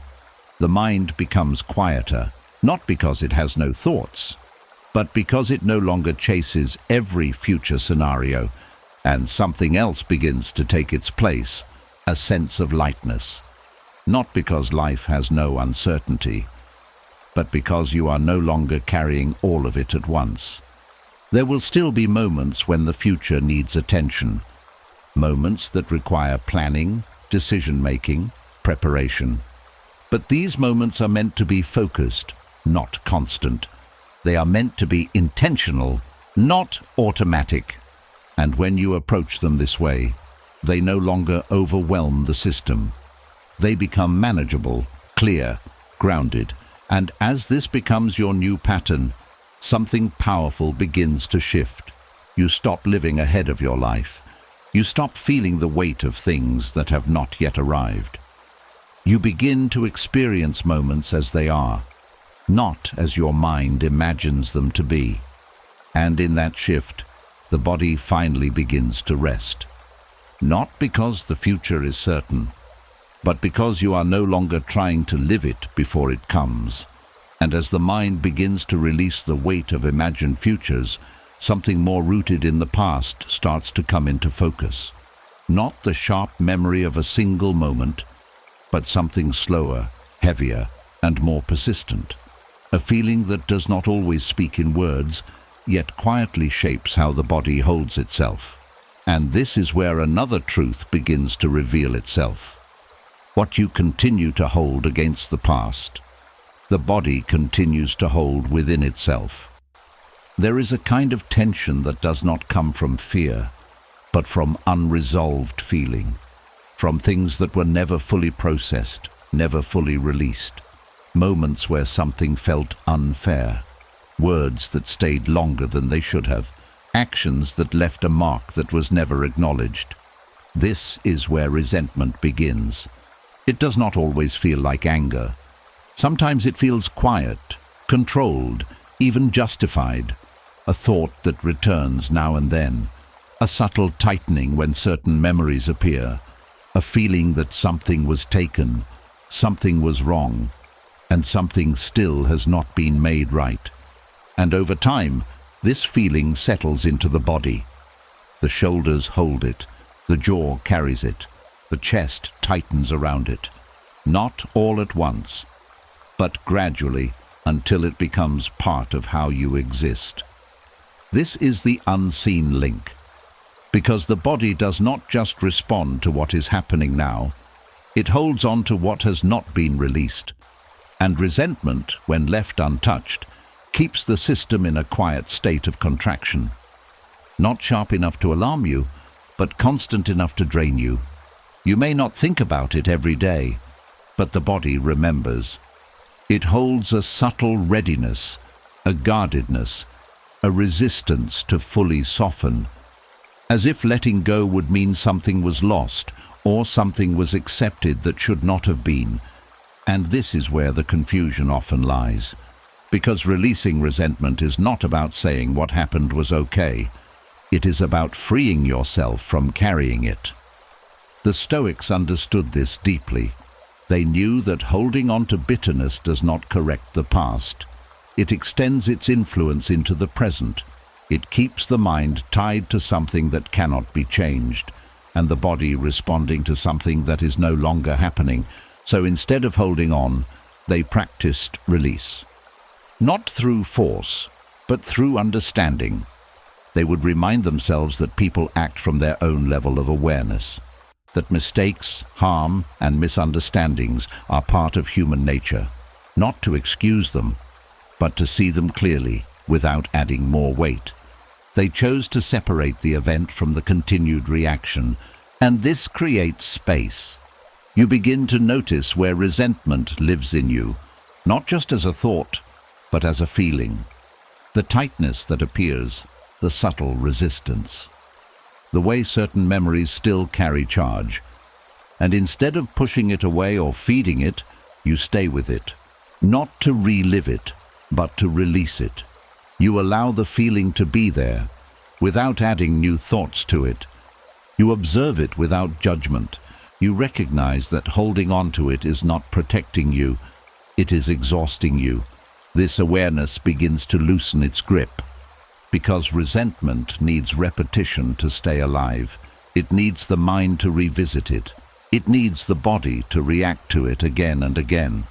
But when you stop feeding it, it begins to fade. The Stoics also practiced acceptance of what cannot be undone, not as surrender to injustice, but as a refusal to carry unnecessary burden. They understood that peace is not found in correcting the past, but in no longer allowing it to control the present. And as you begin to see this, something shifts. You feel the tension in your body, and instead of holding it, you soften around it. You let the breath move through it. You allow the space inside you to expand, instead of contract. This does not happen all at once. Some feelings take time, some memories return more than once. But each time you meet them without clinging, you release a little more. The body begins to respond. The tightness lessens. The breath deepens. The sense of contraction begins to ease, and something else begins to take its place. A quiet openness. Not because everything has been resolved, but because you are no longer holding it the same way. This is where the nervous system begins to loosen, not through force, not through denial, but through letting go of what no longer needs to be carried. And slowly, the body begins to understand something it has been waiting to feel. It does not need to stay clenched to stay protected. It can release without losing itself. And in that release, something long held, finally begins to soften. And as that tightness from the past begins to soften, something else comes into clearer view. Not what you are holding, but where your attention keeps going. The quiet habit of following every thought, every feeling, every distraction without noticing. And this is where another truth begins to unfold. It is not always life that overwhelms you. It is where your attention is being pulled. There is a subtle movement that happens all day. Your attention shifts from one thing to another. A thought appears and you follow it. A feeling rises and you give it space. A small trigger happens and suddenly your focus is gone. It feels natural, automatic. But over time, this constant shifting creates something heavy. Emotional overload. Not because there is too much happening outside, but because everything happening inside is being given equal importance. The mind jumps from memory to worry, from problem to possibility, from one emotional state to another. And the body follows each shift. It reacts to every change in attention, tightening, preparing, adjusting. And without realizing it, you begin to carry everything at once. A conversation from earlier, a concern about tomorrow, a feeling that has not settled, a thought that keeps returning. All of it moving through your system at the same time. This is what creates the sense of being overwhelmed. Not the moment itself, but the accumulation of attention being spread too widely. The Stoics understood this in a simple but powerful way. They knew that attention shapes experience, that where the mind goes, the body follows, that what you focus on grows stronger in your inner world. So they trained their attention, not to control every thought, but to choose where to rest it. They did not give equal weight to everything that appeared. They focused on what mattered, what was present, what could be acted on, and everything else they allowed to pass.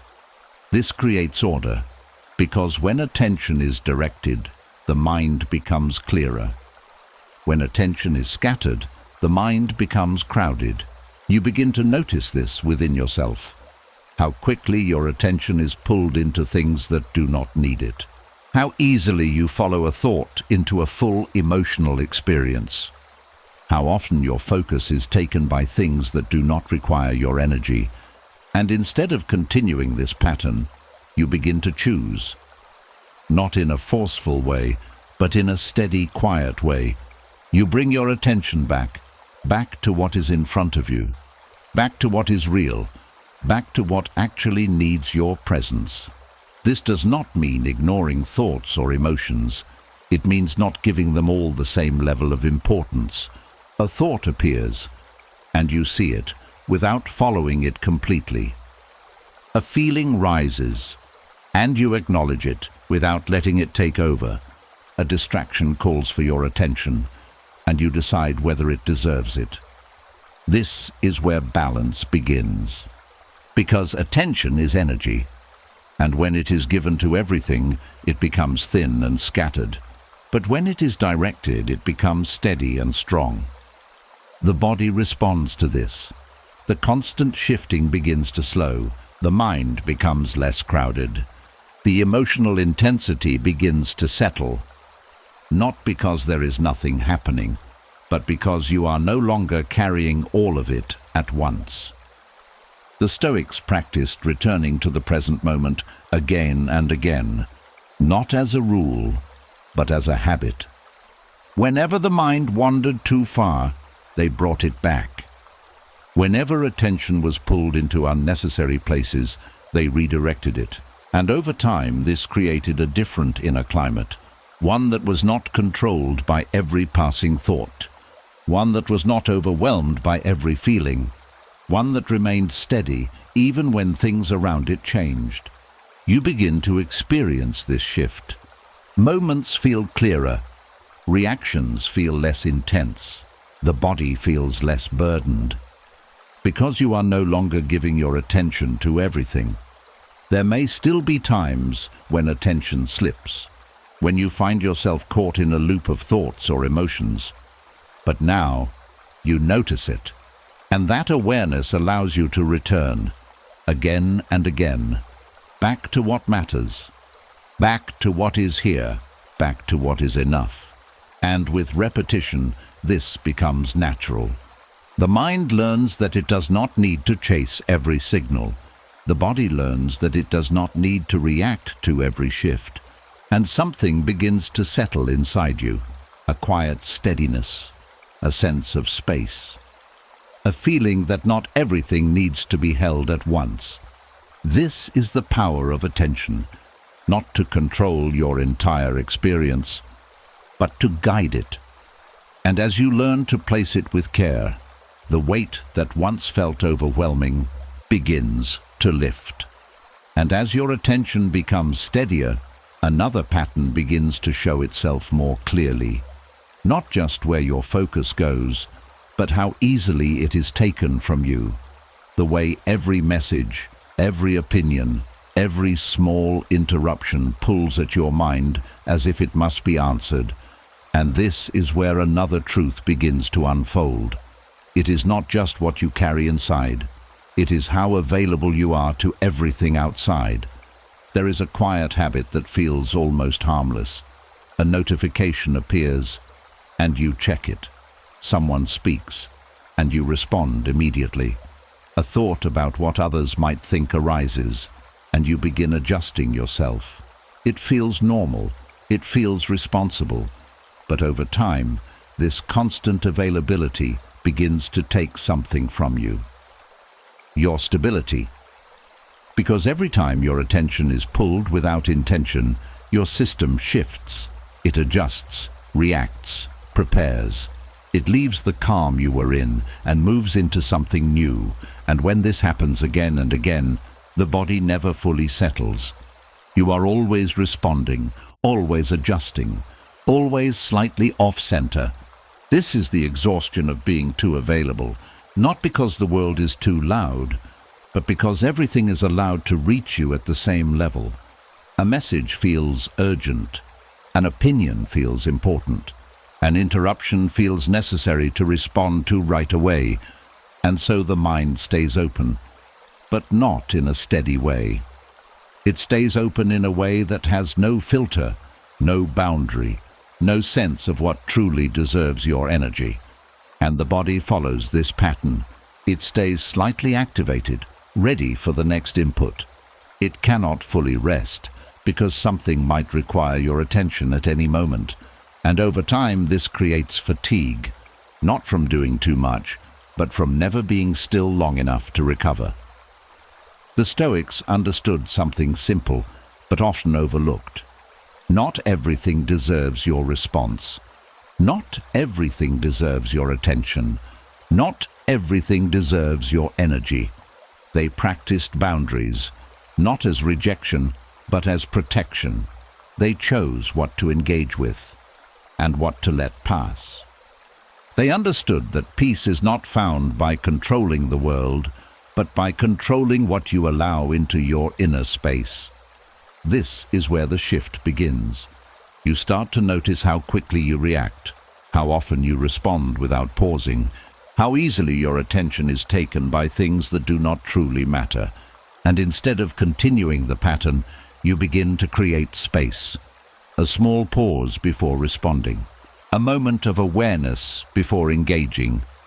A quiet decision about whether something actually requires your energy. This pause changes everything, because it gives you back control over your attention. It allows you to choose instead of react. You begin to see that not every message is urgent.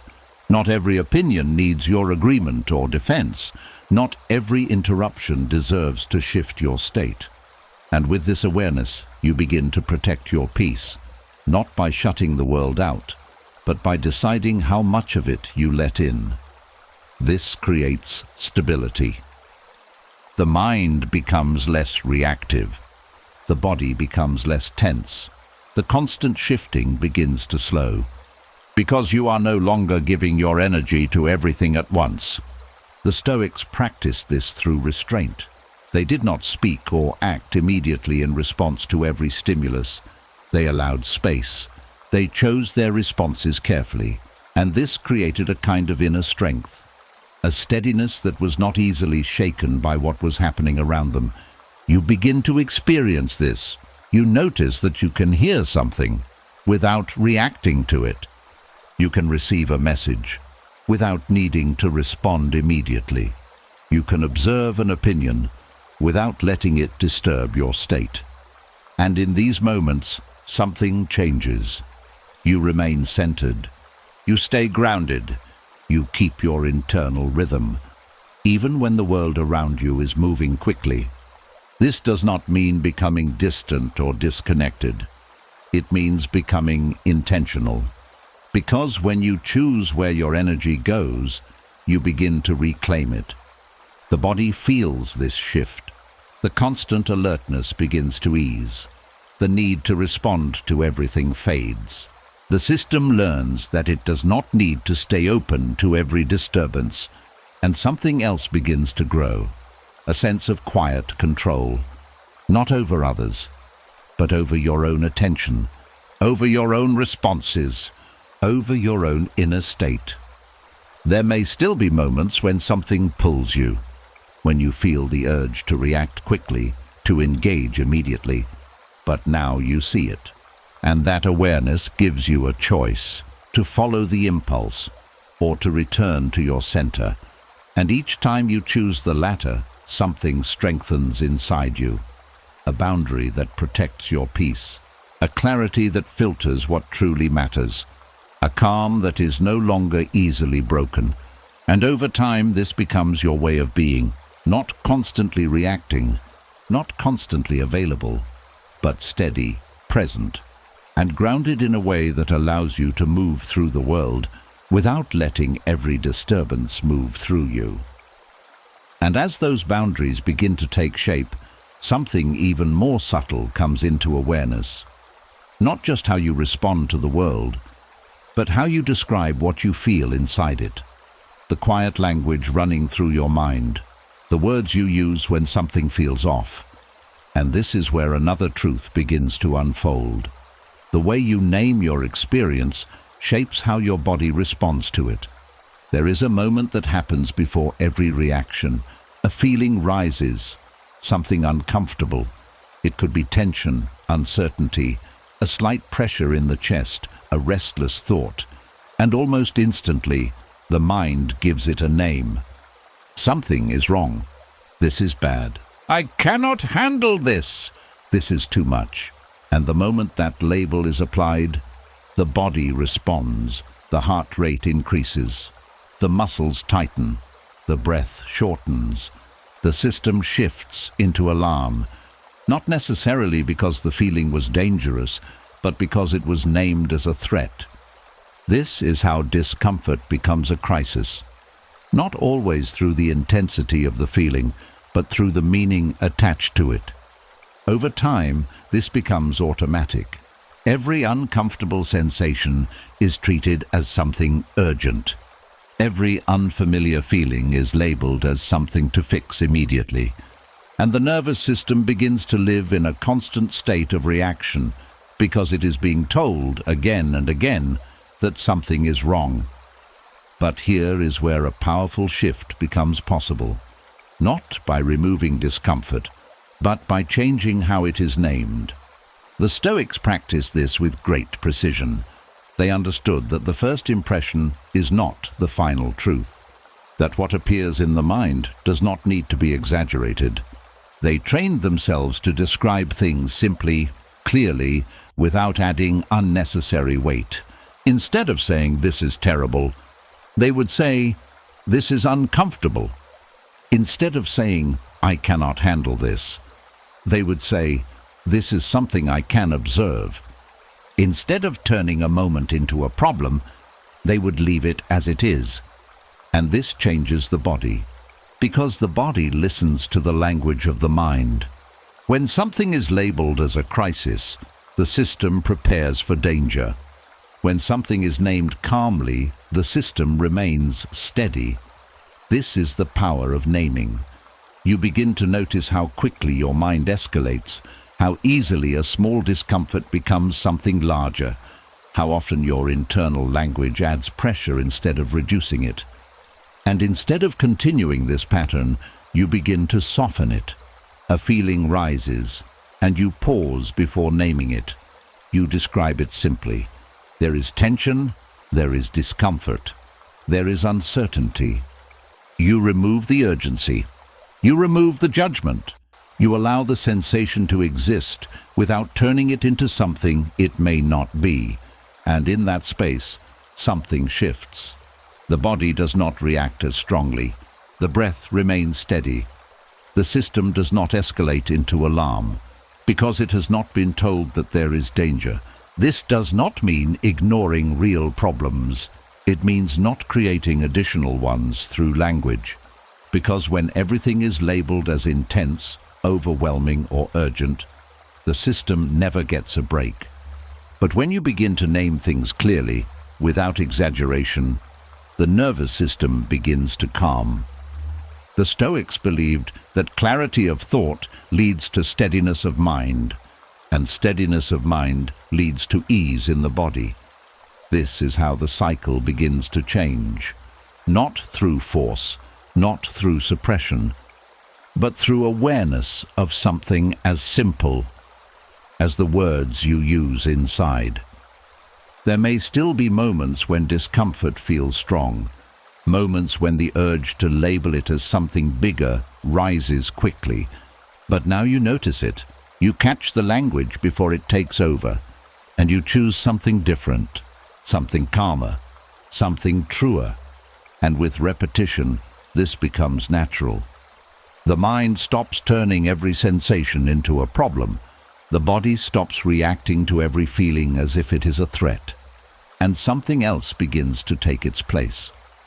A quiet stability, a sense that discomfort can exist without becoming overwhelming, that not everything needs to be solved immediately, that some things can simply be experienced without being turned into something more. And over time, this creates a new relationship with your inner world, one where you are no longer at the mercy of every sensation, one where the mind supports the body instead of alarming it, one where calm becomes the default, not because nothing happens, but because you no longer turn everything that happens into a crisis. And as your inner language begins to soften, another layer becomes easier to recognize. Not just what you feel, but how quickly the mind reacts to what you feel. The way a simple sensation can turn into something much heavier. The way discomfort can grow into something overwhelming. And this is where a deeper truth begins to unfold. There is a difference between pain and what the mind turns pain into. There are moments when something hurts. It could be physical, it could be emotional, a disappointment, a loss, a difficult situation that cannot be avoided. This is pain. It is real. It is part of life. And it does not need to be denied. But what often happens next is something different. The mind steps in. It begins to question it. Why is this happening? What if it gets worse? What does this mean about me? How long will this last? And slowly, the feeling begins to change. The body tightens. The breath becomes shallow. The mind starts to race, and what was once just pain becomes panic. This is where suffering grows, not from the original experience, but from what is added to it. Fear, resistance, story. The Stoics understood this distinction clearly. They knew that pain is often unavoidable, but panic is created, not intentionally, but through the way the mind reacts, through the way it amplifies what is already there, through the way it resists what it does not want to feel. When the mind resists pain, it pushes against it, and that pressure creates more tension. When the mind fears pain, it prepares for it to increase, and that anticipation creates more discomfort. When the mind builds a story around pain, it extends it beyond the moment, and that story keeps the body in a state of reaction. This is how a simple feeling becomes overwhelming, but the moment you begin to see this process, something changes. You start to separate the original sensation from the reaction to it. You notice the pain without immediately adding fear. You feel the discomfort without building a story around it. You allow the experience without trying to escape it. And this creates space, because when panic is not added, the pain remains what it is. It may still be uncomfortable, it may still be present, but it does not grow into something larger. The Stoics practiced this kind of awareness. They did not pretend pain was not there. They simply refused to make it worse. They stayed with the experience as it was, without layering it with unnecessary reaction. This is not easy at first, because the habit of reacting is strong. The mind wants to fix, to escape, to understand everything immediately. But instead of following that impulse, you begin to pause. You feel the sensation, and you stay with it. You notice the thoughts that try to build on it, and you let them pass. You remind yourself, this is pain, not danger. This is discomfort, not something that needs to take over. And slowly, the body begins to respond differently. The tension does not rise as quickly. The breath remains steadier. The system does not escalate into full alarm, because it has not been given the signal to panic. This is where strength begins to form. Not the strength to avoid pain, but the strength to experience it without being overwhelmed by it. You begin to see that you can feel something deeply without losing yourself in it, that you can move through discomfort without turning it into suffering, that you can stay present even when something is difficult. This changes your relationship with experience. You stop fearing every uncomfortable sensation. You stop reacting to every feeling as if it is a threat. You begin to trust your ability to remain steady, even when things are not easy. There may still be moments when panic rises, moments when the mind begins to build its story. But now you recognize it. You see the difference. You feel the shift from simple sensation to added fear. And in that awareness, you have a choice: to follow the pattern or to return to the moment, to add more or to allow what is already there. And each time you choose the latter, something strengthens inside you: a quiet resilience, a steady presence, a calm that does not depend on everything feeling good, but on your ability to meet what you feel without making it worse. And over time, this becomes natural. The mind stops turning every discomfort into a crisis. The body stops reacting to every sensation as if it is danger. And something powerful begins to settle in, a sense that pain may still come, but panic no longer has to follow. And in that understanding, the weight of suffering begins to lift in ways you never thought possible. And as that difference between pain and panic becomes clearer, something even more personal begins to surface. Not just how you react, but how you judge those reactions. The way a quick heartbeat, a sudden flinch, a moment of overwhelm can turn into something heavier. Not just a sensation, but a story about who you are. And this is where another truth begins to unfold. Not every reaction says something about your character. Some of them are simply your body doing what it learned to do. There are moments when the body moves before the mind can catch up. A loud sound, a sudden change, an unexpected feeling, and instantly something shifts inside you. The heart jumps, the breath tightens, the body braces. It happens fast, too fast to think, too fast to control. And yet, right after it happens, something else appears. Judgment. Why did I react like that? I should be stronger.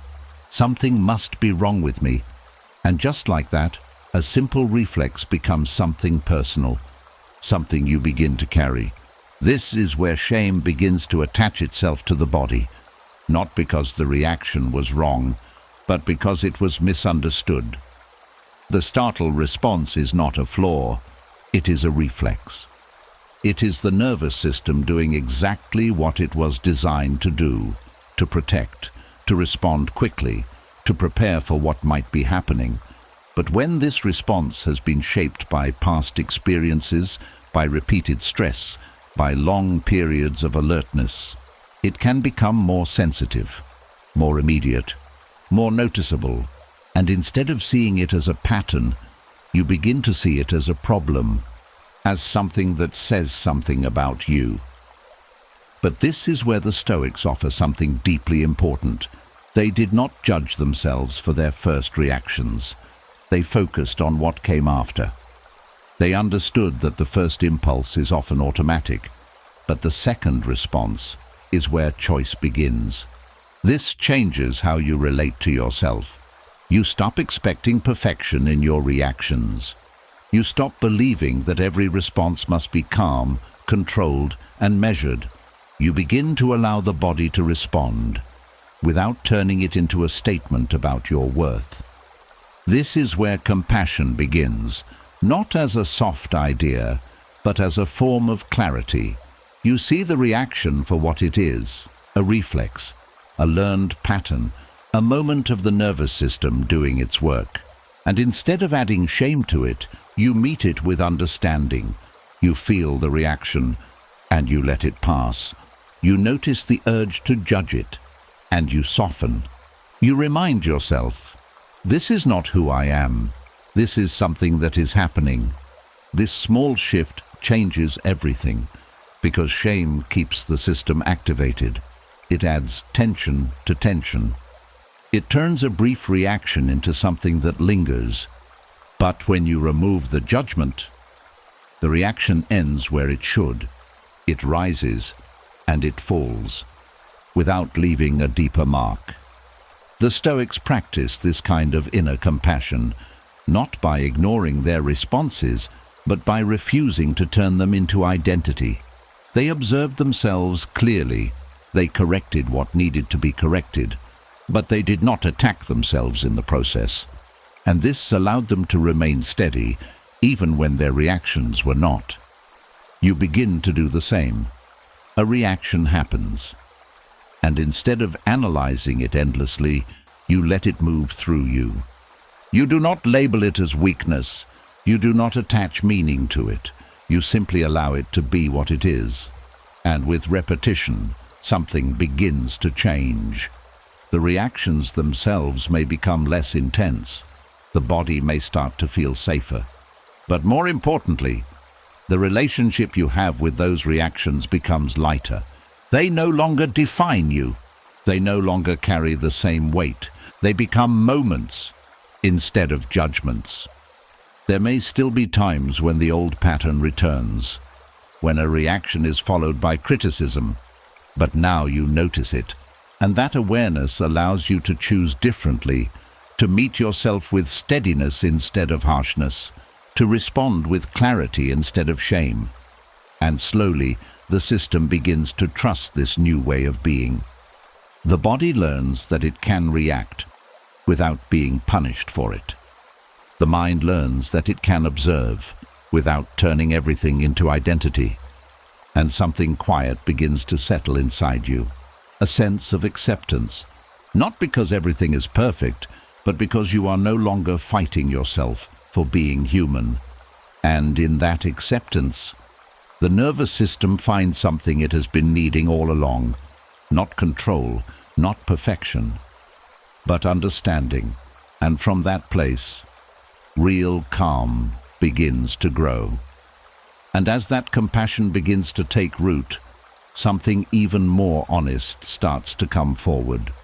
Not just how you react, but what you have been trying not to feel. The quiet effort to appear unaffected. The way you tell yourself it was nothing, it did not matter. You are fine. And this is where another truth begins to unfold. Healing does not begin when you become unshakable. It begins when you stop pretending you were never shaken. There is a kind of strength many people learn early. The strength to push through, to stay composed, to move on quickly, to not let things get to you. And for a time, this can feel useful. It helps you keep going. It keeps you from falling apart in difficult moments. But something subtle happens when this becomes a habit. You stop acknowledging what actually affected you. You begin to skip over your own experience. A moment hurts, and you dismiss it. Something stays with you, and you tell yourself to get over it. You feel something deeply, and you push it down because it feels inconvenient. And slowly, this creates distance. Not from the world, but from yourself. Because what is not acknowledged does not disappear. It settles, it lingers. It stays in the body in ways that are not always obvious. A tightness that does not fully release. A reaction that feels stronger than expected. A sense of unease that does not seem to have a clear reason. This is what happens when wounds are denied. They do not leave. They remain unprocessed. And the nervous system continues to respond to them as if they are still present. This is where the Stoics offer something often misunderstood. They did not teach suppression. They taught clarity. They believed in seeing things as they are, not exaggerating them, but not denying them either. They allowed themselves to acknowledge pain without turning it into identity. They made space for what was real, without building a story around it. This is where healing begins, not by forcing yourself to be unaffected, but by allowing yourself to admit that something mattered, that something had an impact, that something stayed with you. This is not weakness, this is honesty. You begin to notice where you have been dismissing your own experience, where you have been telling yourself it was not important, where you have been avoiding what is still present. And instead of continuing that pattern, you pause. You allow yourself to feel what is there, without immediately trying to fix it. You recognize the effect, without turning it into something permanent. This creates space. Because when something is acknowledged, it no longer needs to stay hidden. It no longer needs to express itself through tension, through reaction, through quiet discomfort. It begins to move. Not all at once, but gradually. The Stoics practiced this by separating fact from judgment. They would say, "This happened," not "this destroyed me," not "this defines me," just "this happened." And in that simplicity they created room for experience without turning it into suffering. You begin to do the same. You allow the truth of what you felt without adding layers of meaning to it. You stop fighting the fact that it affected you, and instead you meet it with awareness. This does not mean staying in it. It means allowing it to pass through you instead of holding it in place. There is a difference between feeling something and becoming it, between acknowledging pain and identifying with it. The Stoics stayed in that middle ground, clear, present, honest. And this is what allows the nervous system to begin regulating again, because the body no longer has to carry what the mind refuses to see. The tension that came from denial begins to soften. The reactions that felt confusing begin to make sense.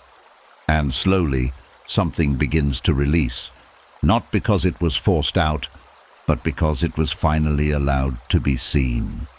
There may still be moments when the old habit returns, when you feel the urge to dismiss what you feel, to move on quickly, to avoid the discomfort. But now you recognize it, and that awareness gives you a choice, to continue avoiding or to stay, to deny or to acknowledge. And each time you choose honesty, something strengthens inside you, a connection with yourself that is no longer based on performance, a steadiness that comes not from pretending, but from understanding. And over time, this becomes your foundation, not the idea that nothing affects you, but the quiet truth that even when something does, you can meet it, feel it, and allow it to pass without losing yourself in it. And in that truth, healing finally begins.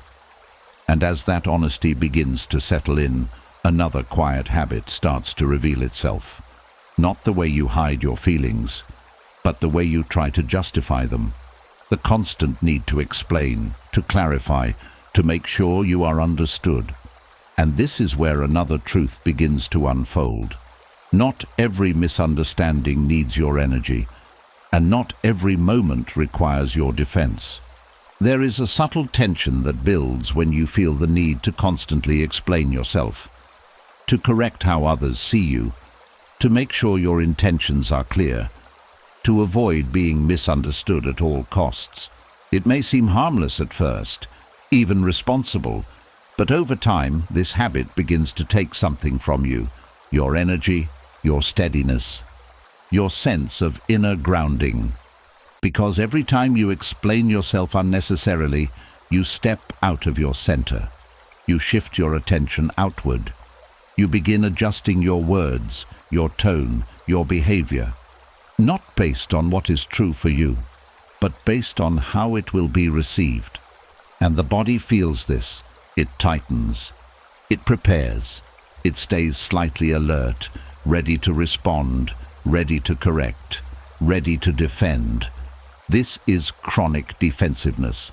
Not always loud, but constant. A quiet readiness to prove, to justify, to protect your image. And over time, this becomes exhausting, because you are not just living your life, you are constantly managing how it is perceived. And no matter how much you explain, it never feels complete. There is always another angle, another interpretation, another possibility of being misunderstood. This is where the Stoics offer something deeply freeing. They understood that you cannot control how others see you. You can influence it, but you cannot guarantee it. And once you truly accept this, something begins to release. Because much of the need to explain comes from trying to control perception, trying to make sure everything is understood correctly, trying to remove all doubt. But this is not possible. And the more you try, the more tension you create. So instead, the Stoics practiced restraint. Not silence out of fear, but silence out of strength. They spoke when it was necessary. They acted with clarity. And then they let go. They did not chase every misunderstanding. They did not correct every opinion. They allowed their actions to speak, without constantly explaining them. This is where your energy begins to return. You start to notice when the urge to explain rises. That moment when you feel the need to add more, to clarify further, to make sure everything is understood. And instead of following it automatically, you pause. You ask, is this necessary? Will this truly change anything? Or am I trying to control something that is not mine to control? And often, the answer becomes clear. Not everything needs to be explained. Not everything needs to be defended. Not everything needs to be corrected. This creates space, because when you stop over-explaining, you stop overextending your energy. You allow yourself to remain where you are, instead of constantly reaching outward. And the body begins to respond. The tension softens. The need to stay alert fades. The system no longer feels like it has to be ready to defend at all times. This is where strength begins to feel different. Not loud, not reactive, but steady, grounded, quietly confident. You begin to trust that your actions are enough, that your presence does not need constant justification, that your truth does not need to be explained over and over to be valid. There may still be moments when explanation is needed, moments where clarity matters, but these moments become intentional, not automatic. They come from choice, not from pressure. And this changes everything. Because when you choose when to speak, your words carry more weight. When you choose when to remain silent, your presence becomes stronger. The Stoics believed that true strength is not in constant expression, but in knowing when to withhold. And as you begin to practice this, something begins to settle inside you. A sense of ease. A feeling that you do not need to prove yourself in every moment. A quiet confidence that does not depend on being fully understood by everyone. And in that space, the nervous system begins to rest. Not because the world has stopped questioning, but because you have stopped responding to every question. And slowly something returns, your energy, your focus, your inner steadiness. And in that steadiness, you no longer feel the need to explain yourself into exhaustion. You simply exist with clarity. And let that be enough. And as that quiet strength begins to settle, something confusing can start to appear.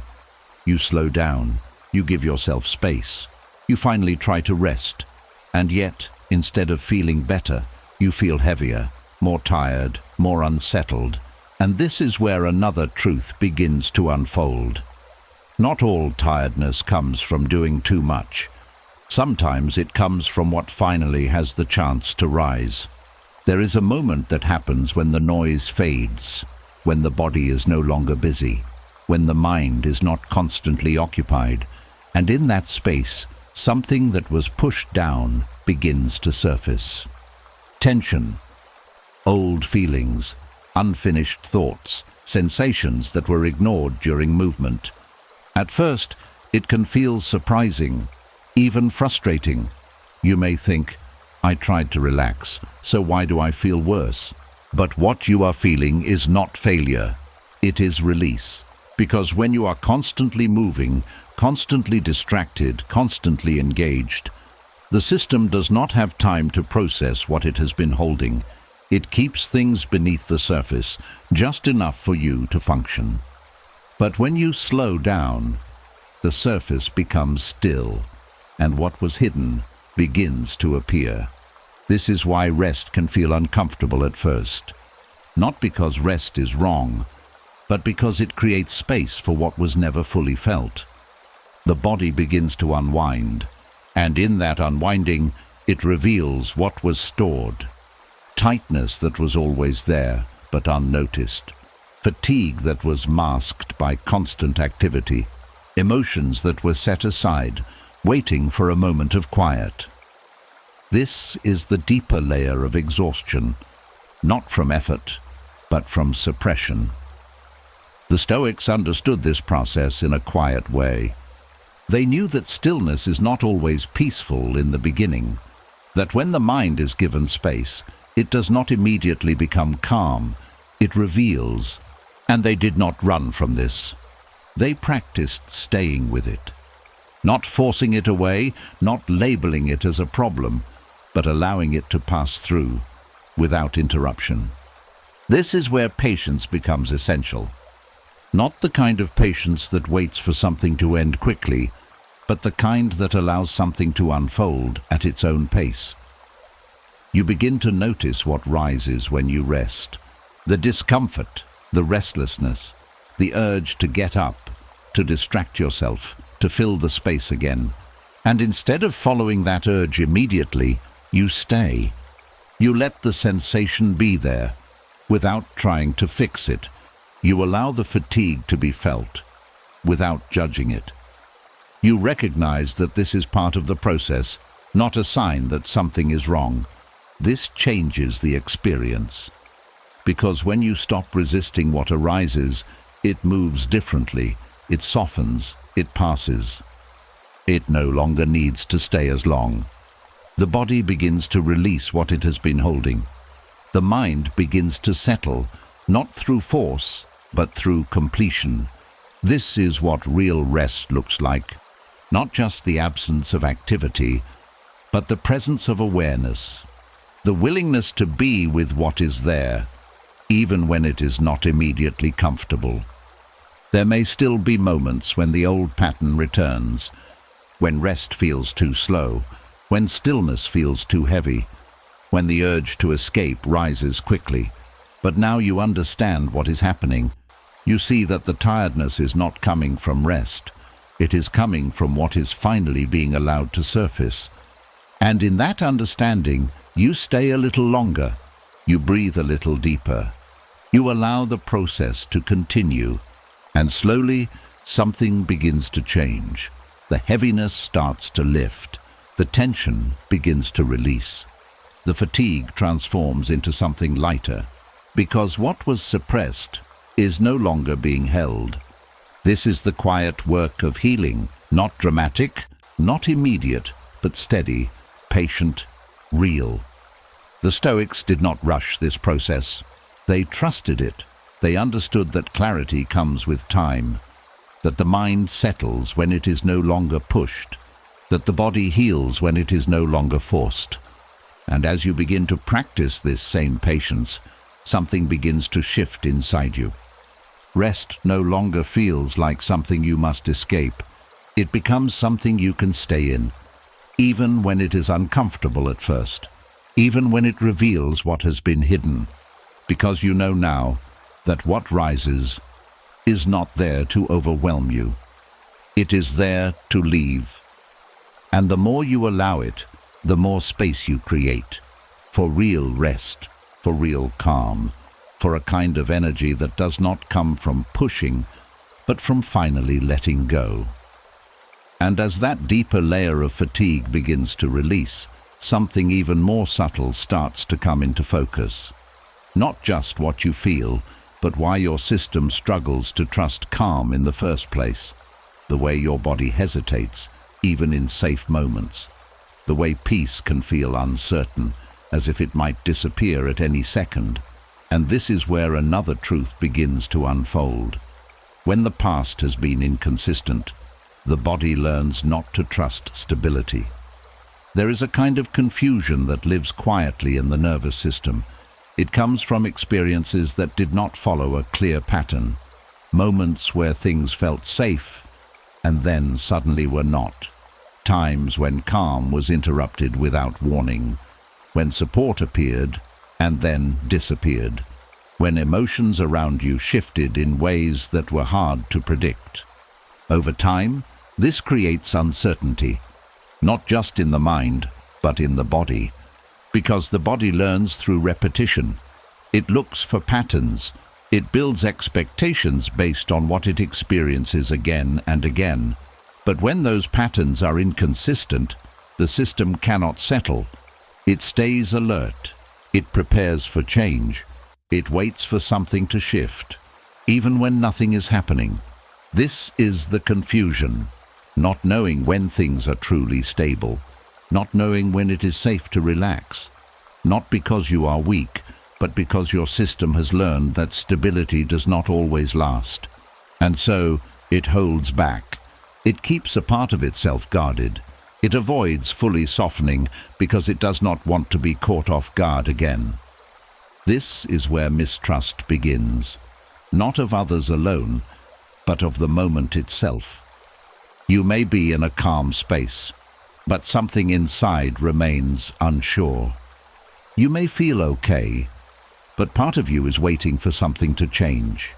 And this creates tension, a quiet readiness that does not fully turn off. The Stoics understood this kind of instability in a different way. They knew that the external world can be unpredictable, that people change, that situations shift. And because of this, they did not build their sense of stability on what was outside. They built it within, through consistency, not in what happens, but in how they respond. This is where rebuilding begins. You start to give your system something it may not have experienced enough of. Steadiness, not dramatic, not forced, but repeated. You respond to situations with the same grounded awareness. You return to your breath when tension rises. You meet your thoughts with observation instead of reaction. Again and again. This repetition creates a new pattern, one that the body can begin to recognize. because consistency is what builds trust, not in a single moment, but over time. The nervous system starts to notice that your responses are not changing wildly, that you are not reacting in extremes, that you are present even when things feel uncertain, and slowly it begins to relax. Not all at once, but in small ways. The hesitation softens. The constant alertness begins to fade. The body starts to believe that it does not need to stay on guard all the time. This is how inner reliability is built. Not by controlling the world, but by becoming steady within it. The Stoics practice this through discipline, not harsh discipline, but consistent return. They return to reason, to awareness, to the present moment, no matter what was happening around them. And this created a kind of inner stability that did not depend on external conditions. You begin to feel this within yourself. Moments that once felt uncertain begin to feel manageable. Situations that once created tension begin to feel less threatening, not because everything is predictable, but because your response is becoming steady. There may still be moments when the old confusion rises, when the body feels unsure, when the urge to brace returns, but now you see it. You recognize that it is not coming from the present moment, but from a pattern that is slowly being rewritten, and instead of reacting to it, you stay. You respond with the same calm awareness you have been building, and with repetition, this becomes stronger. The system begins to trust you, not the world, but you. Your ability to remain steady, your ability to return to calm, your ability to meet what comes without losing yourself. And in that trust, something begins to settle. A sense of quiet stability, a feeling that you can be here, without waiting for things to change. A deeper kind of safety that does not depend on perfect conditions. And, slowly, the confusion fades. Not because the world becomes consistent, but because you do. And as that inner stability begins to form, something even more subtle starts to reveal itself. Not just how you respond to your own thoughts, but how easily you absorb the energy of others. The way a room can change your mood, the way someone else's tension becomes your tension. And this is where another truth begins to unfold. Not every emotion you feel actually belongs to you. There is a quiet sensitivity that many people carry. You walk into a space and without thinking, you begin to feel it. The tone of the room, the mood of the people, the tension in someone's voice. It happens quickly, almost automatically, as if your system is trying to understand the environment by becoming it. And for a long time, this may have felt like awareness, like you were simply paying attention. But over time, it becomes something else. Absorption.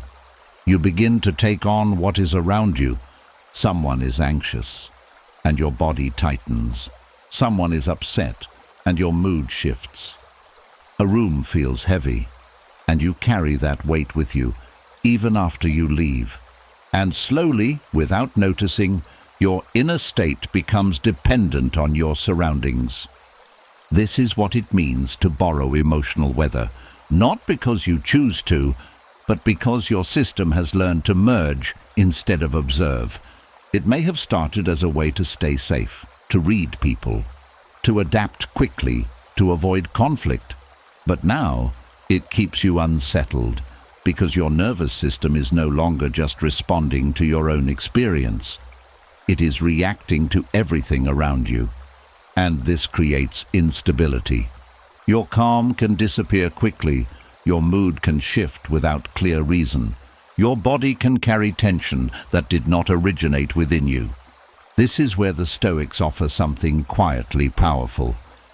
They understood that you can be aware of the world without becoming it, that you can notice emotions without absorbing them, that you can remain present without losing your center. They practiced a kind of internal separation, not distance, but clarity. They would observe what was happening around them without immediately identifying with it. They would see someone's anger and recognize it as theirs, not their own. They would notice tension in a room without letting it settle into their body. This is where the shift begins. You start to notice what you are picking up, the subtle changes in your state, the moments when your mood shifts after entering a space, the times when you feel something that does not seem to come from within, and instead of absorbing it, you pause, you recognize it, you name it gently. This is not mine. This simple awareness creates distance, not emotional distance from others, but energetic clarity within yourself. You begin to feel the difference between observing and absorbing. You can listen to someone without carrying their stress. You can be in a tense space without becoming tense. You can notice emotion without letting it take over your system. This does not make you cold, it makes you grounded, because when you stop borrowing emotional states, your energy stays with you. The body begins to respond. The constant shifting slows down. The nervous system becomes more stable, because it is no longer reacting to everything around it. The Stoics practiced this through focus. They kept their attention on what was within their control, their thoughts, their responses, their actions, and they allowed everything else to exist, without taking it in. You begin to do the same. You stay aware of your surroundings, but you return to yourself, again and again. You notice what is happening, but you do not carry it forward. You remain present, without merging. There may still be moments when something affects you, moments when you feel the pull of someone else's emotion, but now you recognize it, and that awareness allows you to release it. Instead of holding onto it, instead of making it yours. And with repetition, this becomes natural. Your inner state becomes more stable, less dependent on the environment, less influenced by every mood, every tone, every shift. And something else begins to grow. A quiet independence, not from people, but from their emotional currents. A steady presence that remains, even when the room changes. A sense of calm that does not disappear with every external shift. And over time, this becomes your way of being. Not closed off, not overwhelmed, but grounded, aware, and centered in a way that allows you to move through any space, without losing yourself inside it. And as you begin to stop absorbing everything around you, something else quietly comes into focus. Not just what you feel, but what you have been chasing, the kind of energy that feels powerful, fast, and alive, but leaves you drained when it fades. And this is where another truth begins to unfold. Not everything that feels intense is actually life-giving.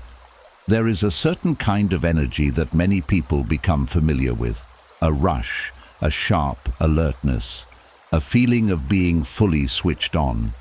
It can come from pressure, from urgency, from high emotion, from situations that demand quick reactions, and in those moments it feels like you are alive, focused, engaged, awake. But what you are feeling is not always clarity. It is often adrenaline, the body's way of preparing for action, the system moving into high alert, the mind narrowing its focus, the senses sharpening, the energy rising quickly, and for a moment it feels powerful. But it is not sustainable, because adrenaline is not designed to be a constant state. It is meant for short bursts, for moments that require immediate response. But when this state is repeated often enough, something begins to shift. You start to associate that intensity with being alive. Calm begins to feel dull. Stillness begins to feel empty. Slower moments begin to feel like something is missing, and without realizing it, you begin to seek out that intensity again. Not because it is good for you, but because it feels familiar. This is where confusion begins, because intensity is mistaken for meaning. You feel something strongly, and it must be important. You feel the rush, and it must be life. But what is actually happening is different. The body is being pushed into activation, again and again, without enough space to return to rest. And over time, this creates exhaustion, because what goes up quickly must come down. And the more often you rise into that heightened state, the more depleted you feel when it fades. The Stoics understood this in a quiet way. They did not chase intensity. They valued steadiness. They believed that true vitality is not found in constant highs, but in balance, in a mind that is clear, in a body that is not constantly strained, in a presence that is not dependent on stimulation. This is a different kind of aliveness, one that does not come with a crash, one that does not require constant input, one that feels quieter but deeper. At first, this may feel unfamiliar, because when you are used to intensity, calm can feel like absence. But this is not absence. It is stability. It is the system returning to a state where energy can be sustained, instead of constantly spent. You begin to notice when you are seeking that rush, when you are drawn to situations that create pressure, when you feel restless in calm moments, and instead of following that impulse automatically, you pause. You stay in the quiet a little longer. You allow the slower rhythm to exist without trying to replace it. This is where retraining begins, because the nervous system starts to learn that it does not need intensity to feel alive, that it can exist in calm without losing energy, that it can feel present without being pushed into urgency. The Stoics practiced this through moderation. They did not avoid action, but they did not chase extremes. They moved steadily. They acted when needed. They rested when possible. And this created a rhythm that supported long-term strength. You begin to feel this shift within yourself. The need for constant stimulation begins to fade. The urge to seek intensity becomes less strong. The body begins to settle into a more natural pace, and something else begins to take its place. A quieter kind of energy, one that does not spike, but flows, one that does not demand attention, but supports it, one that allows you to be present without being overwhelmed. This is truer vitality, not loud, not urgent, but steady, reliable, sustainable. There may still be moments when intensity appears, moments that require energy, focus, quick response, but now you see it for what it is, a temporary state, not something to live in. And in that understanding, you no longer depend on it, you no longer chase it. You allow it when needed, and release it when it passes. And over time, this becomes your way of being, not driven by constant highs, not drained by constant lows, but grounded in a steady sense of aliveness that does not come from pressure, but from presence. And in that presence, you begin to feel something deeper than intensity, a calm energy that does not burn out, a quiet strength that does not need to prove itself, a life that is not rushed, but fully lived, without needing to feel extreme to feel real. And as that need for intensity begins to fade, something even more subtle starts to come into view. Not the rush you chase, but the conversations you replay, the words you prepare, the arguments that never actually happen, yet somehow feel real enough to exhaust you. And this is where another truth begins to unfold. Not all conflict happens in the world. Much of it is created and carried within the mind. There is a quiet pattern that repeats itself more often than you notice. A thought about someone appears, a situation that could happen, a moment that might come. And before anything unfolds in reality, the mind begins to prepare. It builds the conversation, it creates the responses, it imagines what they will say, and what you will say back. And slowly it turns into something more, an argument, a defense, a full exchange that feels real, even though it has not happened. And as this unfolds, the body responds. The heart rate shifts, the breath tightens, the muscles prepare.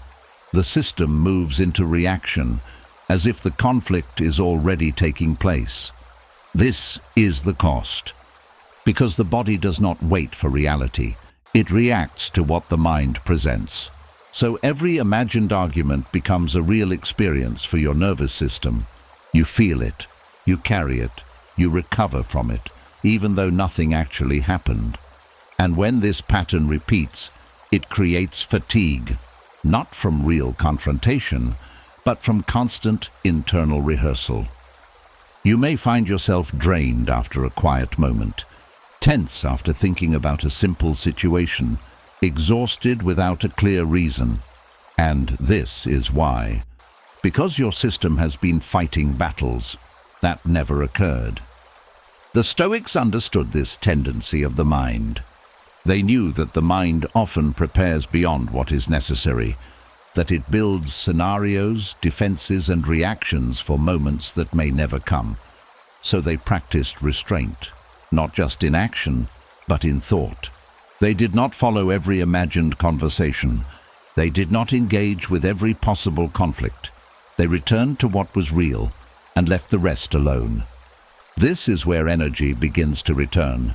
You start to notice when the mind begins to rehearse, when it creates a dialogue that has not happened, when it pulls you into a back and forth that only exists internally, and instead of following it fully, you pause. You recognize it. This is not happening right now. This simple awareness breaks the cycle, because it pulls you out of the imagined exchange and back into the present moment. You begin to see that most of these rehearsals are not necessary, that many of them are built on assumptions, on interpretations, on fears that may never become real. And once you see this, you begin to let them go, not by force, but by disengaging. You allow the thought to pass, without turning it into a full scenario. You feel the urge to prepare, and you choose not to act on it immediately. This is restraint, not suppression, but choice. And with repetition, this begins to change your inner state. The mind becomes quieter, the body becomes less reactive. The constant tension begins to fade, because you are no longer feeding the pattern. The Stoics believed that much of human suffering comes not from events, but from our reactions to imagined events. And when you stop engaging with those imagined conflicts, something shifts. You no longer carry the emotional weight of conversations that never happened. You no longer prepare for every possible disagreement. You begin to trust that when a real situation arises, you will meet it in that moment, not before. This trust is what allows the system to relax, because it no longer feels the need to stay prepared all the time. There may still be moments when the mind begins to rehearse, when it tries to pull you into a future conversation. But now you recognize it, and that awareness gives you a choice: to follow the pattern or to return to what is here, to engage with the imagined or to stay with the real. And each time you choose the latter, something strengthens inside you. A sense of calm, a conservation of energy, a quiet confidence that you do not need to prepare for everything in advance.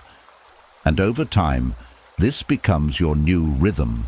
Not constantly rehearsing, not constantly reacting, but present, clear, and free from the weight of conflicts that never needed to exist in the first place. And in that freedom, The nervous system finally begins to rest. Without fighting battles it was never meant to fight. And as those imagined battles begin to fade, something quieter starts to take their place, a different rhythm, a slower pace that may feel unfamiliar at first. Not because it is wrong, but because you have spent so long moving quickly, reacting quickly, thinking quickly, living in a constant sense of urgency. And this is where another truth begins to unfold. Slowness is not weakness, it is control. There is a way of moving through life that many people overlook. Not rushing, not forcing, not reacting to every signal the moment it appears, but pausing, observing, allowing space before responding. It can look simple from the outside, but inside it creates something powerful. Regulation, because the body follows the pace you set. When everything is fast, the system stays alert. When everything is urgent, the system stays tense. When everything demands immediate action, the system never rests. But when you begin to slow down, the body begins to shift. The breath deepens, the muscles soften. The mind becomes clearer, not because nothing is happening, but because you are no longer rushing through it. This is what calm men understand. They do not confuse speed with strength. They do not mistake urgency for importance. They move deliberately because they know that control comes from pacing, not from reaction. At first, slowness can feel uncomfortable. It may feel like you are falling behind, like you are not doing enough, like something is being missed. But this is not truth. It is conditioning, a pattern built from living in environments where speed was rewarded, where urgency was expected, where stillness felt like risk. But the Stoics saw this differently. They believed that clarity requires space, that good decisions come from a steady mind, not a rushed one. That strength is shown not in how quickly you react, but in how well you respond. So they practiced slowing down, not in everything, but in what mattered. They paused before speaking. They observed before acting. They allowed the moment to unfold, instead of forcing it to move faster. This created a different rhythm, one that the body could trust, one that did not keep the system in constant activation, one that allowed energy to be used and restored. You begin to feel this shift within yourself. You notice when you are rushing without reason, when your thoughts are moving faster than necessary, when your body is carrying urgency into moments that do not require it. And instead of continuing that pace, you slow slightly. You take a breath before responding. You allow a moment of space before reacting. You move with intention instead of impulse. These small changes begin to recondition the system, because each time you slow down, you send a message to your body. A message that says, this moment does not require urgency. This moment can be met with calm, and with repetition, the body begins to believe it. The constant tension begins to fade. The need to rush becomes less automatic. The mind becomes more focused, not scattered. This is where true efficiency begins, not from doing everything quickly, but from doing what matters, with clarity.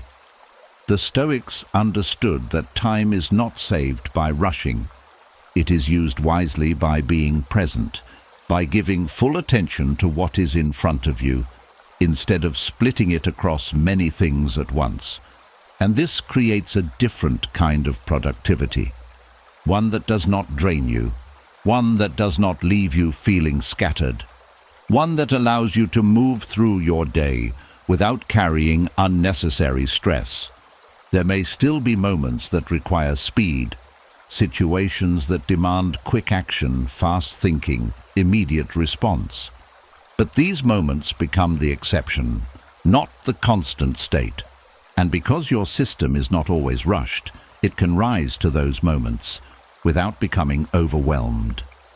This is the balance between movement and stillness, between action and pause, between effort and ease. And as you begin to live in this rhythm, something shifts inside you. A quiet confidence, a sense of control that does not come from reacting quickly, but from knowing that you can take your time, that you can choose your pace, that you do not need to be pulled by every moment. And over time, this becomes your natural way of being. Not rushed, not delayed, but steady, intentional, and grounded in a pace that supports your nervous system instead of exhausting it. And in that steadiness, you begin to feel something that was missing in the rush. A calm strength, a clear mind, and a body that no longer feels like it is being dragged through life, but moving with it, in a rhythm that finally feels right. And as that slower rhythm begins to settle into your body, another pattern quietly reveals itself. Not how fast you move, but why you move the way you do. The subtle adjustments, the careful choices, the quiet calculations made to keep everyone around you comfortable. And this is where another truth begins to unfold. Living to avoid disapproval slowly pulls you away from yourself. There is a kind of tension that does not come from fear of danger, but from fear of rejection. The need to be liked, to be accepted, to not upset anyone. It shows up in small ways, saying yes when you mean no, holding back your thoughts, changing your tone, your words, your actions, just to keep things smooth. And over time, this becomes automatic. You begin to monitor yourself constantly. How am I being seen? Did I say the right thing? Will this upset them? And without realizing it, your attention shifts outward. Your decisions are no longer guided by what feels true, but by what feels safe in the eyes of others. This is people-pleasing. And while it may seem harmless, it creates a quiet kind of strain, because the body never fully relaxes. It stays alert, watching, adjusting, trying to predict reactions before they happen. And this keeps the system on edge, not because something is wrong, but because something might be wrong. You may find yourself feeling tired after simple interactions, drained after conversations, unsettled even in calm situations. And this is why, because your energy is being spent on managing perception instead of being present. The Stoics understood this trap. They knew that the opinions of others are not fully within your control, that trying to shape how everyone sees you is a losing effort. Because no matter what you do, there will always be different interpretations, different expectations, different reactions. So instead of chasing approval, they turned inward. They focused on what they could control, their actions, their intentions, their character, and they allowed everything else to exist without trying to manage it. This is where independence begins. Not isolation, but freedom from constant external validation. You begin to notice when you are adjusting yourself unnecessarily, when you are holding back what is true, when you are acting not from clarity, but from fear of how it will be received. And instead of continuing the pattern, you pause. You ask yourself, is this coming from truth or from fear? This question creates space, because it brings your attention back to where it belongs, within you. You begin to make small changes. You speak a little more honestly. You allow yourself to disagree when it matters. You stop over-explaining your choices, not aggressively, but calmly, steadily. And with each of these moments, something begins to shift. The body feels it. The tension that came from constant monitoring begins to soften. The need to stay alert to every reaction fades. The system starts to realize it does not need to control how everyone responds. This is where real calm begins. Not because everyone approves of you, but because you are no longer depending on it. The Stoics practiced this kind of inner alignment. They valued integrity over approval, clarity over comfort, truth over acceptance, and this gave them a kind of stability that was not easily shaken. You begin to feel this within yourself. A quiet strength, a sense of grounding that does not change based on others' opinions, a freedom that comes from no longer trying to be everything for everyone. There may still be moments when the old pattern appears, when you feel the urge to adjust, to soften, to avoid disapproval, but now you recognize it, and that awareness gives you a choice, to follow the habit or to return to yourself. And each time you choose the latter, something strengthens inside you. A trust in your own voice, a steadiness in your own presence, a calm that does not need to be approved to exist. And over time, this becomes your way of being, not controlled by every opinion, not shaped by every reaction, but grounded, clear, and free from the quiet exhaustion of trying to be acceptable at all times. And in that freedom, your nervous system finally begins to rest, not because everyone agrees with you, but because you no longer need them to. And as that need for approval begins to loosen, another quiet weight starts to come into view. Not something others place on you, but something you carry when you look at others. The way you measure your pace against theirs. The way you notice how quickly they move, how easily they recover, how steady they seem, and then turn that comparison inward. And this is where another truth begins to unfold. Not everyone heals at the same rhythm. And that does not mean something is wrong with you. There is a moment that can feel heavier than it should. You rest, but someone else keeps going. You take time to recover, but others seem unaffected. You need space, quiet, slowness, while the world moves fast, loud, and constant.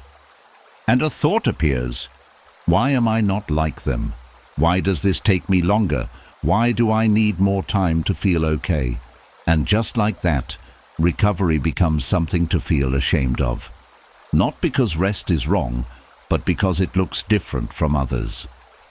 This is where comparison begins to create suffering.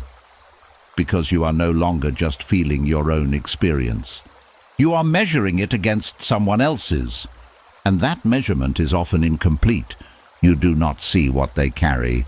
You do not feel what they feel. You only see the surface and compare it to your depth.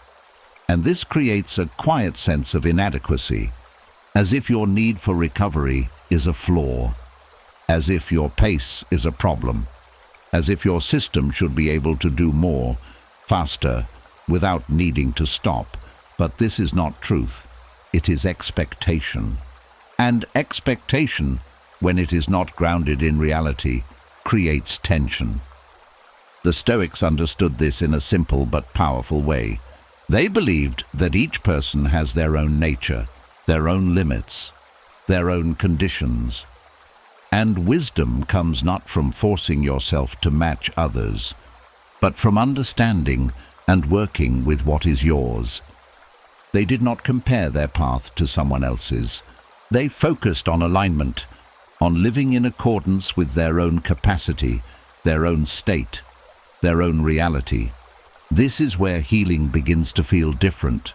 You start to notice when you are comparing, when you are measuring your recovery against someone else's speed, when you are judging your need for rest as something less than, and instead of continuing that pattern, you pause. You return to yourself. You recognize that your system has its own history, its own patterns, its own pace of releasing what it has been holding. And that pace is not wrong. It is simply yours. This does not mean giving up growth. It means respecting the process. You begin to honor what your body is asking for, not out of weakness, but out of awareness. You allow yourself to rest when you need it, to move when you are ready, to recover without rushing. And this creates a different kind of strength, one that is not based on comparison, but on alignment. The body responds to this. The tension that came from pushing against your own limits begins to soften. The frustration of not being where others are begins to fade. Because you are no longer measuring yourself against something external. You are meeting yourself where you are. The Stoics practiced this kind of acceptance, not passive acceptance, but clear understanding. They saw things as they were, without adding unnecessary judgment, and this allowed them to move forward, without carrying bitterness. You begin to feel this shift. The need to compare becomes less strong. The urge to judge your pace begins to fade, and something quieter takes its place. Patience, not forced, but natural. A willingness to let the process unfold, without rushing it. There may still be moments when comparison appears, when you notice others moving faster, recovering quicker, seeming more stable. But now you see the pattern, and instead of turning it inward, you release it. You remind yourself, their path is not mine, their pace is not mine, and that is okay. Because your focus is no longer on matching others, but on understanding yourself, and with that understanding something begins to settle. A sense of acceptance, not as resignation, but as clarity. A recognition that healing is not a race, that recovery is not a competition, that your need for time, for space, for stillness is not something to be ashamed of. It is something to be honored. And in that honor, the nervous system begins to relax, not because it has become faster, but because it is no longer being pushed beyond what it needs. And slowly, you begin to feel something that comparison could never give you. A quiet peace with where you are, a trust in how you are moving, and a deeper understanding that your pace is not behind. It is simply unfolding the way it was meant to. And as that comparison begins to fade, another pattern quietly comes into focus. Not how fast you are moving compared to others, but how much you are moving without ever stopping. The constant doing, the full days, the need to stay busy, to stay productive, to keep going. And this is where another truth begins to unfold. Not all productivity is progress. Sometimes it is protection. There is a kind of movement that feels necessary. You wake up, you fill your day, you move from one task to another. It feels responsible. It feels like you are staying on track. But beneath that movement, there can be something else. Avoidance, not obvious, not intentional, but present, because when you are always doing something, there is no space to feel what is underneath, no space to notice the tension, no space to sit with the unease, no space for the quiet signals your body has been sending. So the movement continues, task after task, day after day, and slowly productivity becomes a way to stay ahead, not just of work, but of yourself. This is where unprocessed fear hides, not as panic, but as motion, a constant need to keep going so nothing catches up, a subtle discomfort with stillness, a quiet urge to fill every moment because empty space feels unfamiliar. And over time, this creates imbalance, because the body is not just tired from activity, it is tired from what it has not been allowed to release. The Stoics understood this in a quiet way. They valued action, but they also valued stillness. They knew that without moments of reflection, action becomes blind, that without pauses, the mind loses clarity, that without stillness, the deeper layers of the self remain unseen.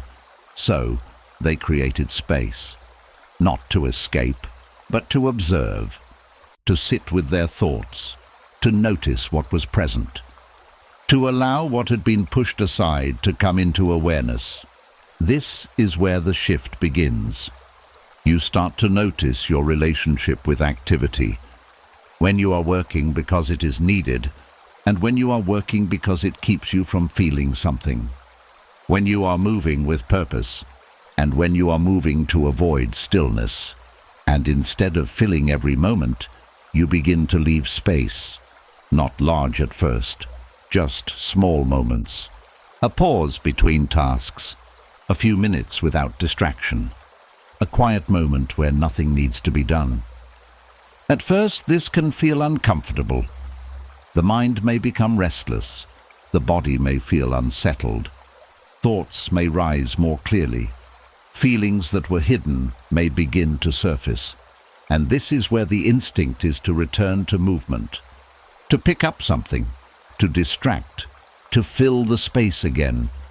But instead of following that instinct immediately, you stay. You allow the discomfort to be there. You observe it, without needing to escape it. This is where the hidden layer begins to reveal itself. The tension that was covered by activity, the unease that was pushed aside, the quiet fear that was never fully felt. And in seeing it, something begins to shift, because what is observed can be released. Not all at once, but gradually. The Stoics practiced this kind of stillness not as a retreat, but as a form of clarity. They did not run from what they found in silence. They met it, they understood it, and in doing so, they freed themselves from being driven by it. You begin to feel this change. The need to constantly do begins to soften. The urge to fill every moment becomes less strong. The body begins to settle in stillness instead of resisting it. And something else begins to take its place. Intentional action. Movement that comes from clarity, not from avoidance. Effort that is grounded, not driven by underlying tension. This is where balance begins, between doing and being, between action and stillness, between movement and awareness. There may still be moments when the old pattern returns, when you feel the urge to stay busy, to keep moving, to avoid slowing down. But now you recognize it, and that awareness gives you a choice: to continue moving, or to pause, to distract, or to observe. And each time you choose stillness, even for a moment, something strengthens inside you. A capacity to be with yourself, without needing to escape. A clarity that comes from seeing what was hidden. A calm that is not built on constant activity, but on understanding. And over time, this becomes your way of being. Not always busy, not always still, but balanced, present, and no longer driven by what you were trying not to feel. And in that balance, the nervous system begins to settle, not because you stopped doing, but because you stopped using doing to avoid being. And as that need to stay busy begins to soften, another deeper pattern comes into view. Not just movement, but the force behind it, the drive to achieve, to improve, to reach further. The quiet belief that more effort will always lead to more control, more security, more worth. And this is where another truth begins to unfold. Your ambition may be powerful, but your body still lives by its own limits. There is a kind of striving that feels necessary. You set goals, you push forward, you keep raising the standard. It can feel purposeful, it can feel like growth. But beneath that movement, something important is often overlooked. The nervous system does not understand ambition. It does not measure success. It does not calculate long-term outcomes. It only responds to what it feels.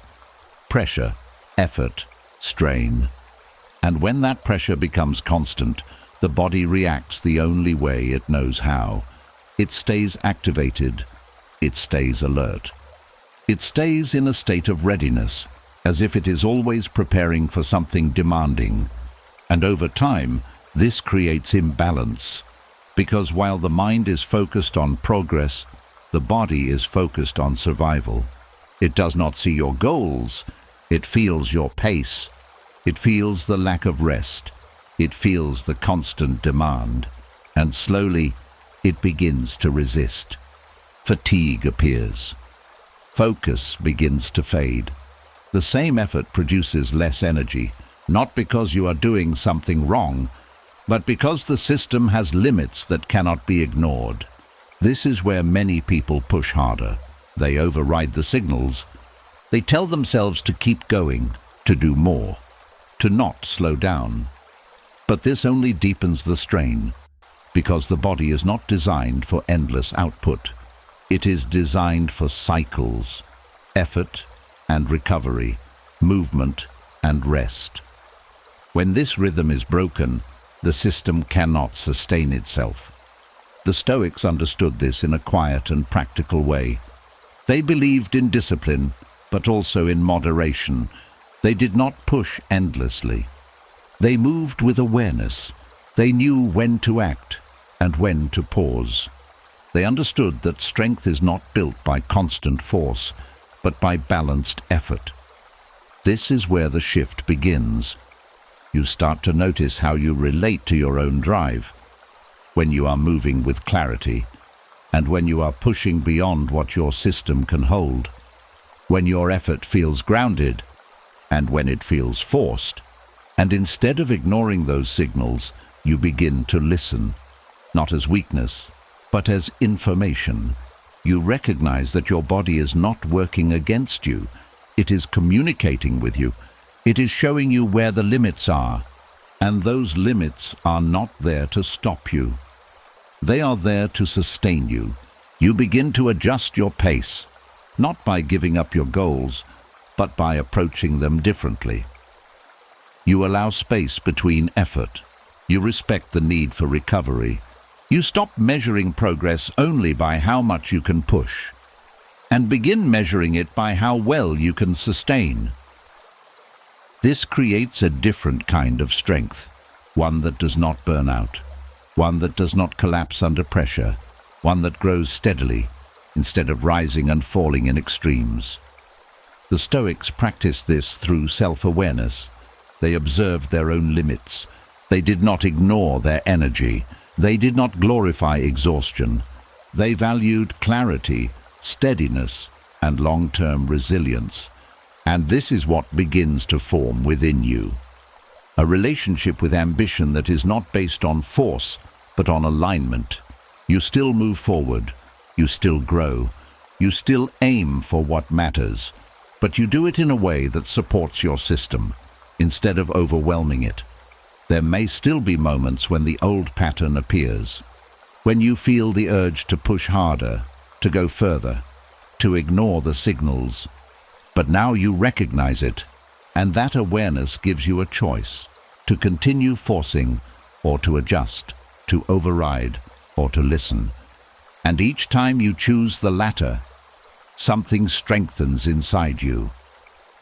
A sense of trust, a deeper connection with your own rhythm, a clarity that allows you to move forward without leaving yourself behind.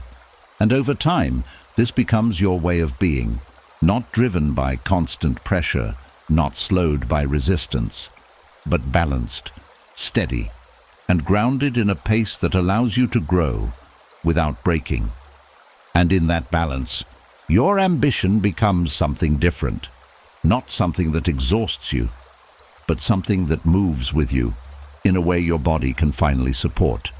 And as that relationship with effort begins to soften, something even quieter starts to come into view. Not what you are doing, but what happens when nothing is happening. The moments with no noise, no pressure, no demand. And yet, instead of feeling at ease, something inside stays alert. And this is where another truth begins to unfold. Silence can feel unfamiliar when the mind has learned to associate it with uncertainty. There is a kind of restlessness that appears in quiet moments. Not loud, not overwhelming, but present. A subtle unease. A feeling that something should be happening, that something is missing, that you should fill the space before it becomes uncomfortable. This is not because silence is dangerous. It is because it has not been trusted. Over time, if your system has been used to constant input, constant movement, constant stimulation, Quiet begins to feel like the absence of something important, and the mind, not knowing what to do with that space, begins to interpret it as something uncertain. And uncertainty often feels like risk, so the body reacts. It stays slightly tense. The mind looks for something to focus on, a distraction, a thought, a task, anything to break the stillness.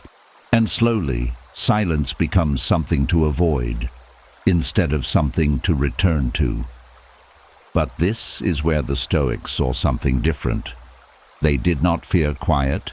They used it. They practiced contemplation, not as escape, but as a way to understand the mind, to observe thoughts without being pulled by them, to sit with stillness until it no longer felt unfamiliar. This is where the shift begins. You start to notice how you respond to quiet, the urge to fill it, the discomfort that rises, the thoughts that try to pull you out of it. And instead of following that urge immediately, you stay. Not forcefully, but gently. You allow the silence to exist, without rushing to change it. At first, this can feel uneasy. The mind may become louder. Thoughts may appear more clearly. The body may feel slightly tense, as if waiting for something to happen. But instead of reacting, you observe. You notice the sensations. You feel the breath moving. You stay with what is present, without needing to alter it.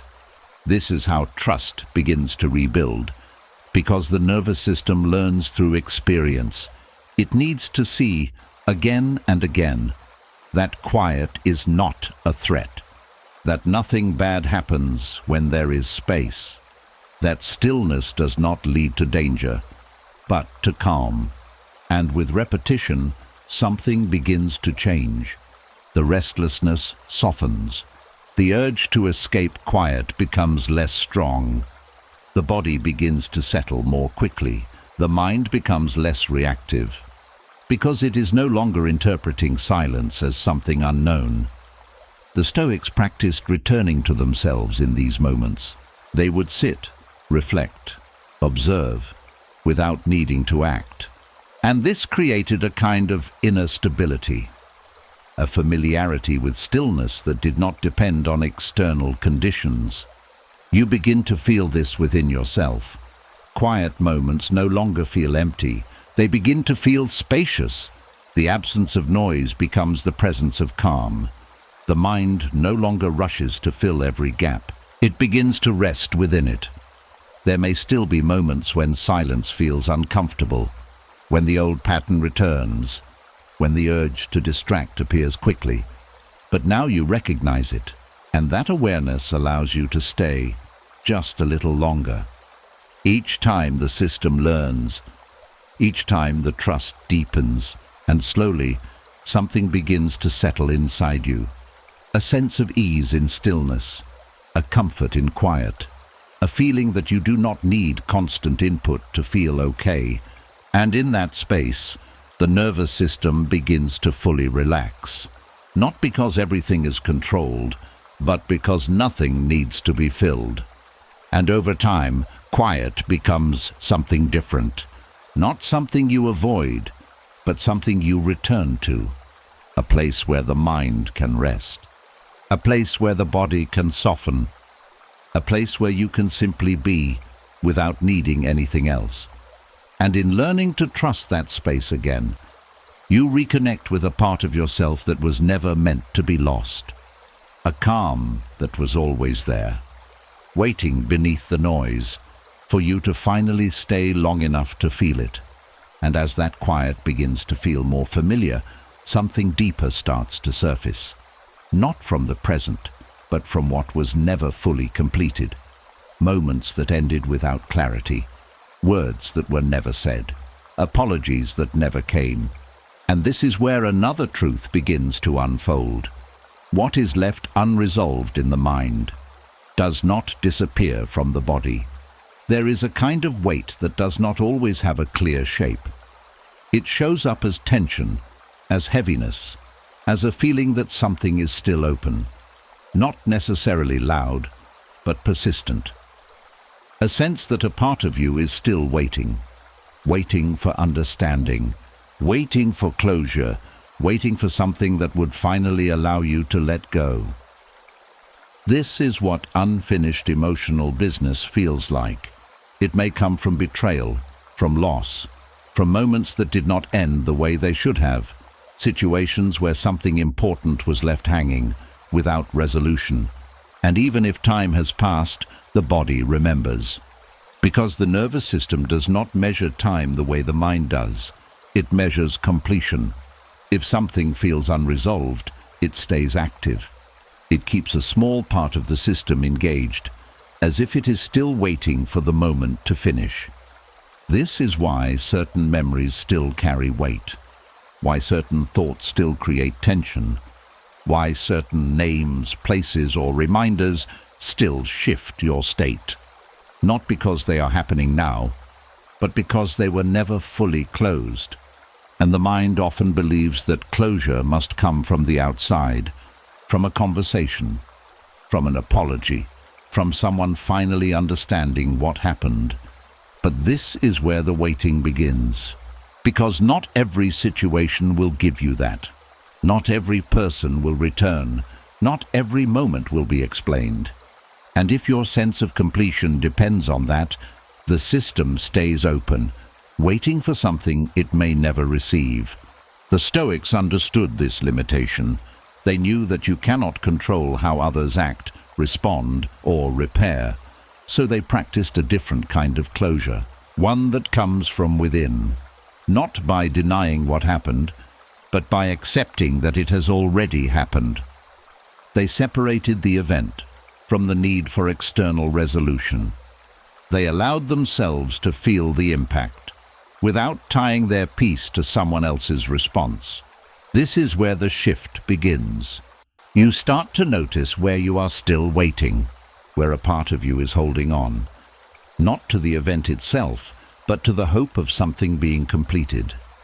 And instead of continuing to wait, you turn inward. You acknowledge what was left unfinished. You allow yourself to feel it, without pushing it away. The disappointment, the hurt, the lack of closure. You let it be seen, not as something to fix, but as something that is real. And in that acknowledgement, something begins to move, because what is felt can begin to release. The Stoics practiced acceptance not as resignation, but as clarity. They recognized that some things will remain incomplete in the external world, but they do not need to remain incomplete within you. You begin to create your own sense of closure, not through words from others, but through your own understanding. You recognize that the past cannot be changed, that the moment has already ended, even if it did not end the way you wanted, and slowly you allow yourself to step out of the waiting. This does not erase what happened. It does not make it right, but it removes the need to keep the wound open. The body begins to respond. The tension that was held in place starts to soften. The heaviness begins to lift, because the system no longer feels like it has to stay engaged with something unfinished. There may still be moments when the memory returns, when the feeling rises again, but now you meet it differently. You do not reopen the need for resolution. You allow it to pass, without pulling you back into waiting. And with repetition, something begins to settle, a quiet sense of completion. Not because everything was resolved, but because you are no longer holding it open. And in that shift, the body begins to release what it has been carrying, not all at once, but gradually, gently, until the weight that once felt constant becomes lighter, and eventually it no longer needs to be carried at all.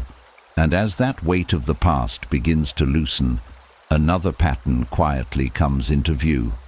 Not what you carry, but how you try to control yourself moving forward.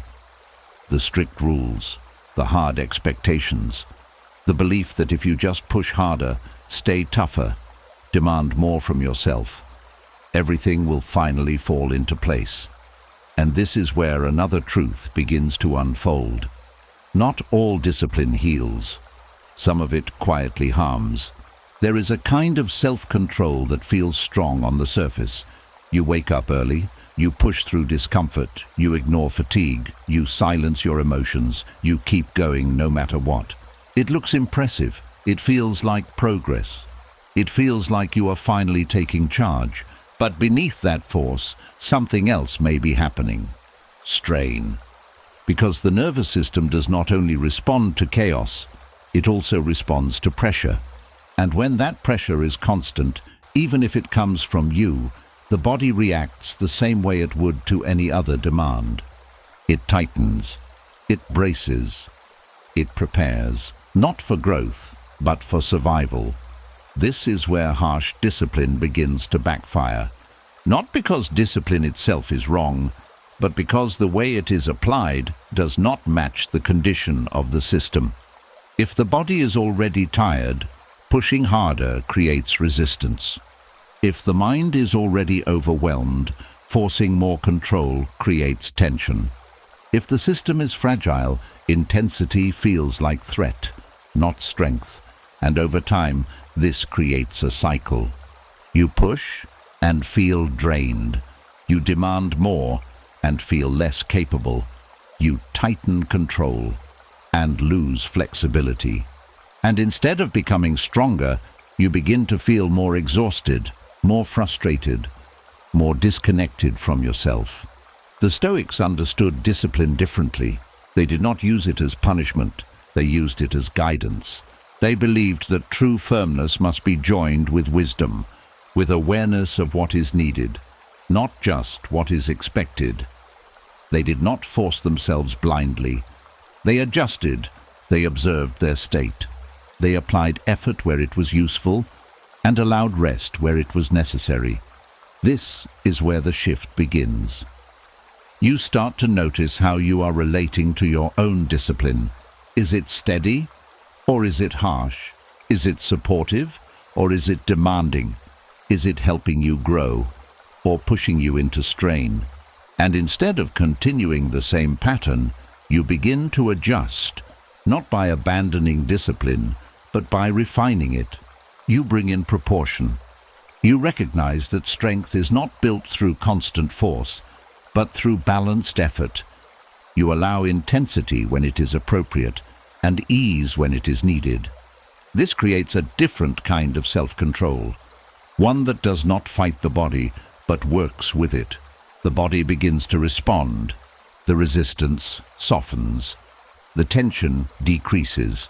The system no longer feels like it is being forced beyond its limits, and because of that, it becomes more willing to engage, more capable of sustained effort, more open to growth. This is where real discipline begins to take shape, not loud, not extreme, but consistent, measured, grounded in awareness. The Stoics practiced this kind of firmness. They held themselves accountable, but not harshly. They corrected themselves, but without aggression. They moved forward, but with respect for their own limits. And this created resilience.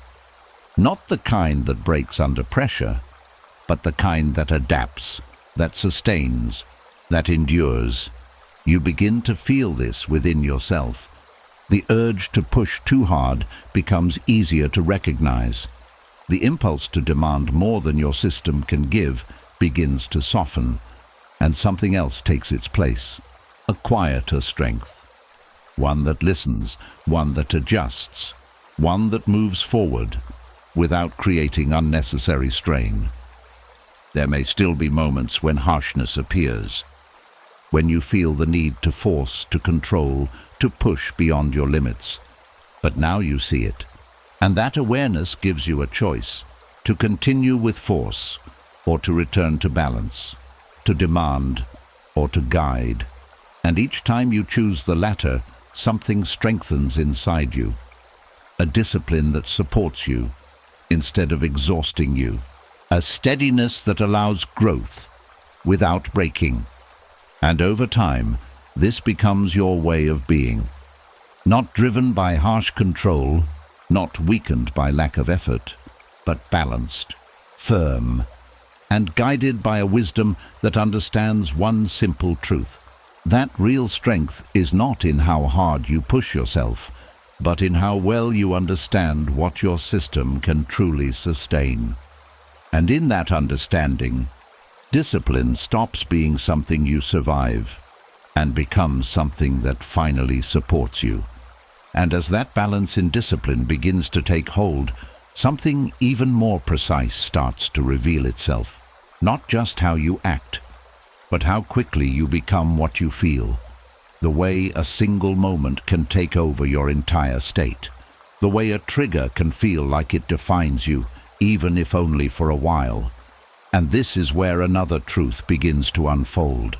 A reaction may arise within you, but it does not have to become you. There is a moment that happens so quickly it almost goes unnoticed. Something is said, something is remembered, something shifts in the environment, and instantly a feeling rises. Tension, anger, fear, embarrassment. It moves fast, before thought, before choice, before awareness has time to fully catch up. And in that moment, it can feel like you are the reaction. Not just experiencing it, but becoming it. The mind follows. It builds on the feeling. It creates a story. It justifies the emotion. And the body responds. The breath changes. The posture tightens. The system moves into full engagement. This is how a single trigger expands from a moment into a full state, from a feeling into an identity. But this is where the Stoics practiced something rare. They focused on the space between what happens and how it becomes part of you.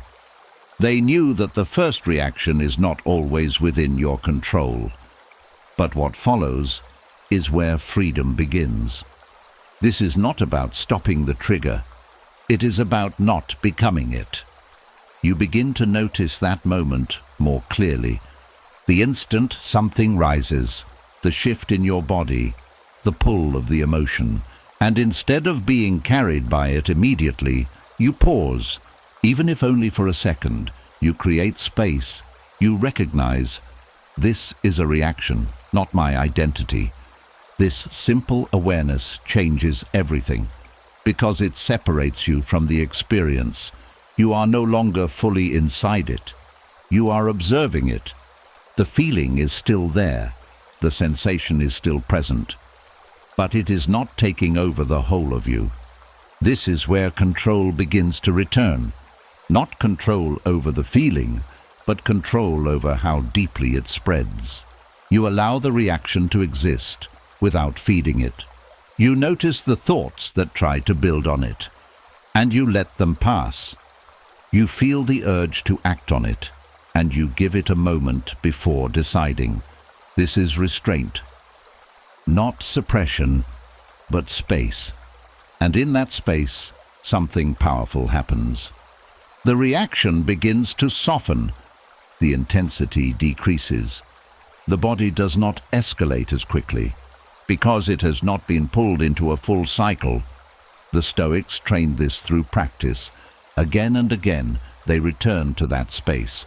They did not expect to be free of reaction. They expected to become aware of it sooner. And with that awareness, they changed their relationship to it. You begin to feel this within yourself. Moments that once took over completely now feel more contained. Reactions that once lasted longer begin to pass more quickly, because you are no longer becoming them. You are meeting them. There may still be times when a trigger feels strong, when the reaction rises quickly and fully. But even then, something is different. You notice it. You see the shift as it happens, and that awareness prevents it from defining you completely. You return to yourself, even while the reaction is present. And this is where true strength begins to form. Not in avoiding triggers, but in meeting them without losing yourself. The body begins to trust this process. It learns that a reaction does not need to turn into a full state, that it can rise and fall without taking over. The mind becomes less reactive. The system becomes more stable, because the space between stimulus and identity is no longer closed. It is open, available, usable. And over time, this becomes your way of being, not free from emotion, not detached from experience, but grounded, aware, and able to move through what you feel without becoming consumed by it. And in that space, you discover something rare: the ability to feel deeply without losing clarity, to respond without reacting blindly, to remain yourself even when something inside you shifts. And that is a strength that changes everything. And as that space between reaction and identity becomes clearer, something even more fundamental begins to reveal itself. Not just how you respond to what happens, but how much energy is spent fighting the fact that it happened at all. The quiet resistance, the internal push against reality. And this is where another truth begins to unfold. Much of the tension you feel comes not from what is happening, but from refusing to let it be what it is. There is a moment after every experience where the mind reacts. Something unfolds, something unexpected, something uncomfortable, and almost instantly a resistance appears. This should not be happening. This is not how it was supposed to go. I cannot accept this. And with that resistance, the body tightens. Because now it is not just experiencing the situation, it is fighting it. This creates friction, not visible, but deeply felt. A kind of internal strain that builds when reality and expectation do not match. And the longer that resistance stays, the heavier it becomes. The mind keeps pushing against what already is. The body keeps reacting as if something needs to be undone. But what has already happened cannot be reversed in that moment. And this is where stress multiplies, not from the event itself, but from the effort to reject it. The Stoics understood this with remarkable clarity. They knew that suffering often comes not from reality, but from arguing with it. So they practiced acceptance, not as agreement, not as approval, but as recognition. This is happening. This is real. And in acknowledging that, they removed the unnecessary layer of resistance. This is where recovery begins. Because the moment you stop fighting what is already present, the body begins to soften.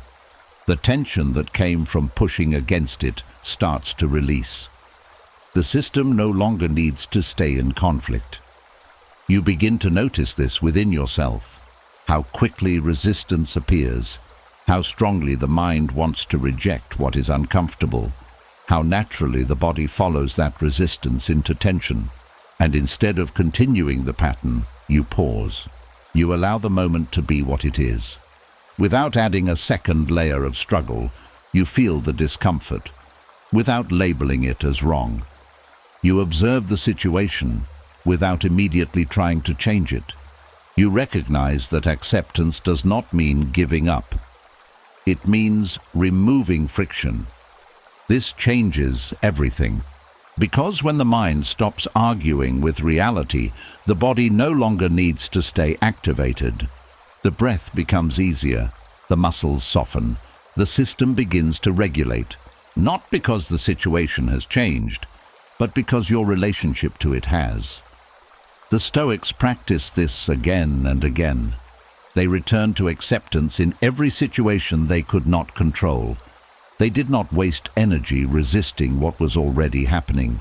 They focused on how to respond, not how to deny. And this created a kind of inner ease, not because life was always easy, but because they were not adding unnecessary struggle to it. You begin to feel this shift. Moments that once created tension now feel more manageable.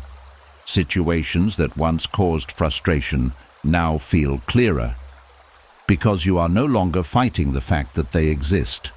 There may still be moments when resistance appears, when the mind pushes back, when the body tightens. But now you recognize it, and that awareness gives you a choice: to continue resisting, or to allow, to fight, or to accept. And each time you choose acceptance, something releases: a layer of tension, a piece of friction, a small part of the weight you were carrying. And over time, this becomes your way of being. Not passive, not detached, but aligned, present, and able to move through life without constantly pushing against it. And in that alignment, the nervous system finds something it has been searching for: not control, not certainty, but relief. Relief from the constant effort of resistance, relief from the tension of internal conflict, relief from fighting what has already happened. And in that relief, real recovery begins. And as that resistance begins to dissolve, something even more foundational starts to come into focus. Not what you understand, but what your body believes. Because understanding something once is not the same as the system trusting it. And this is where another truth begins to unfold. The body does not learn through sudden insight.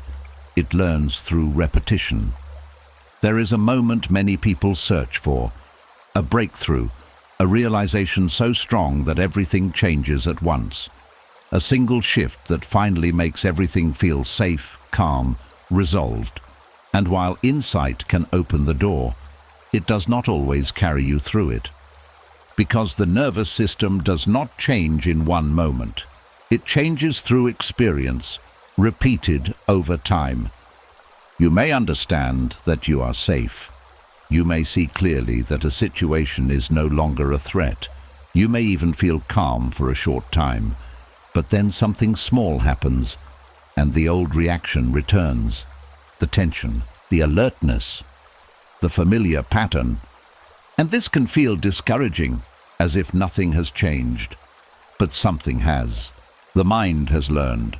The body is still learning. And the body learns differently. It does not respond to logic alone. It responds to consistency, to patterns, to repeated signals that show, again and again, that it is okay to relax. This is where patience becomes essential. Because safety is not something the system accepts immediately. It is something it needs to experience repeatedly before it believes it. The Stoics understood this deeply. They did not rely on single moments of clarity. They practiced daily. They returned to the same principles again and again, not because they forgot, but because repetition builds strength, not just in the mind, but in the whole system. You begin to apply this in a simple way. You return to your breath, often, not once, but many times. You pause before reacting, again and again. You observe your thoughts, repeatedly.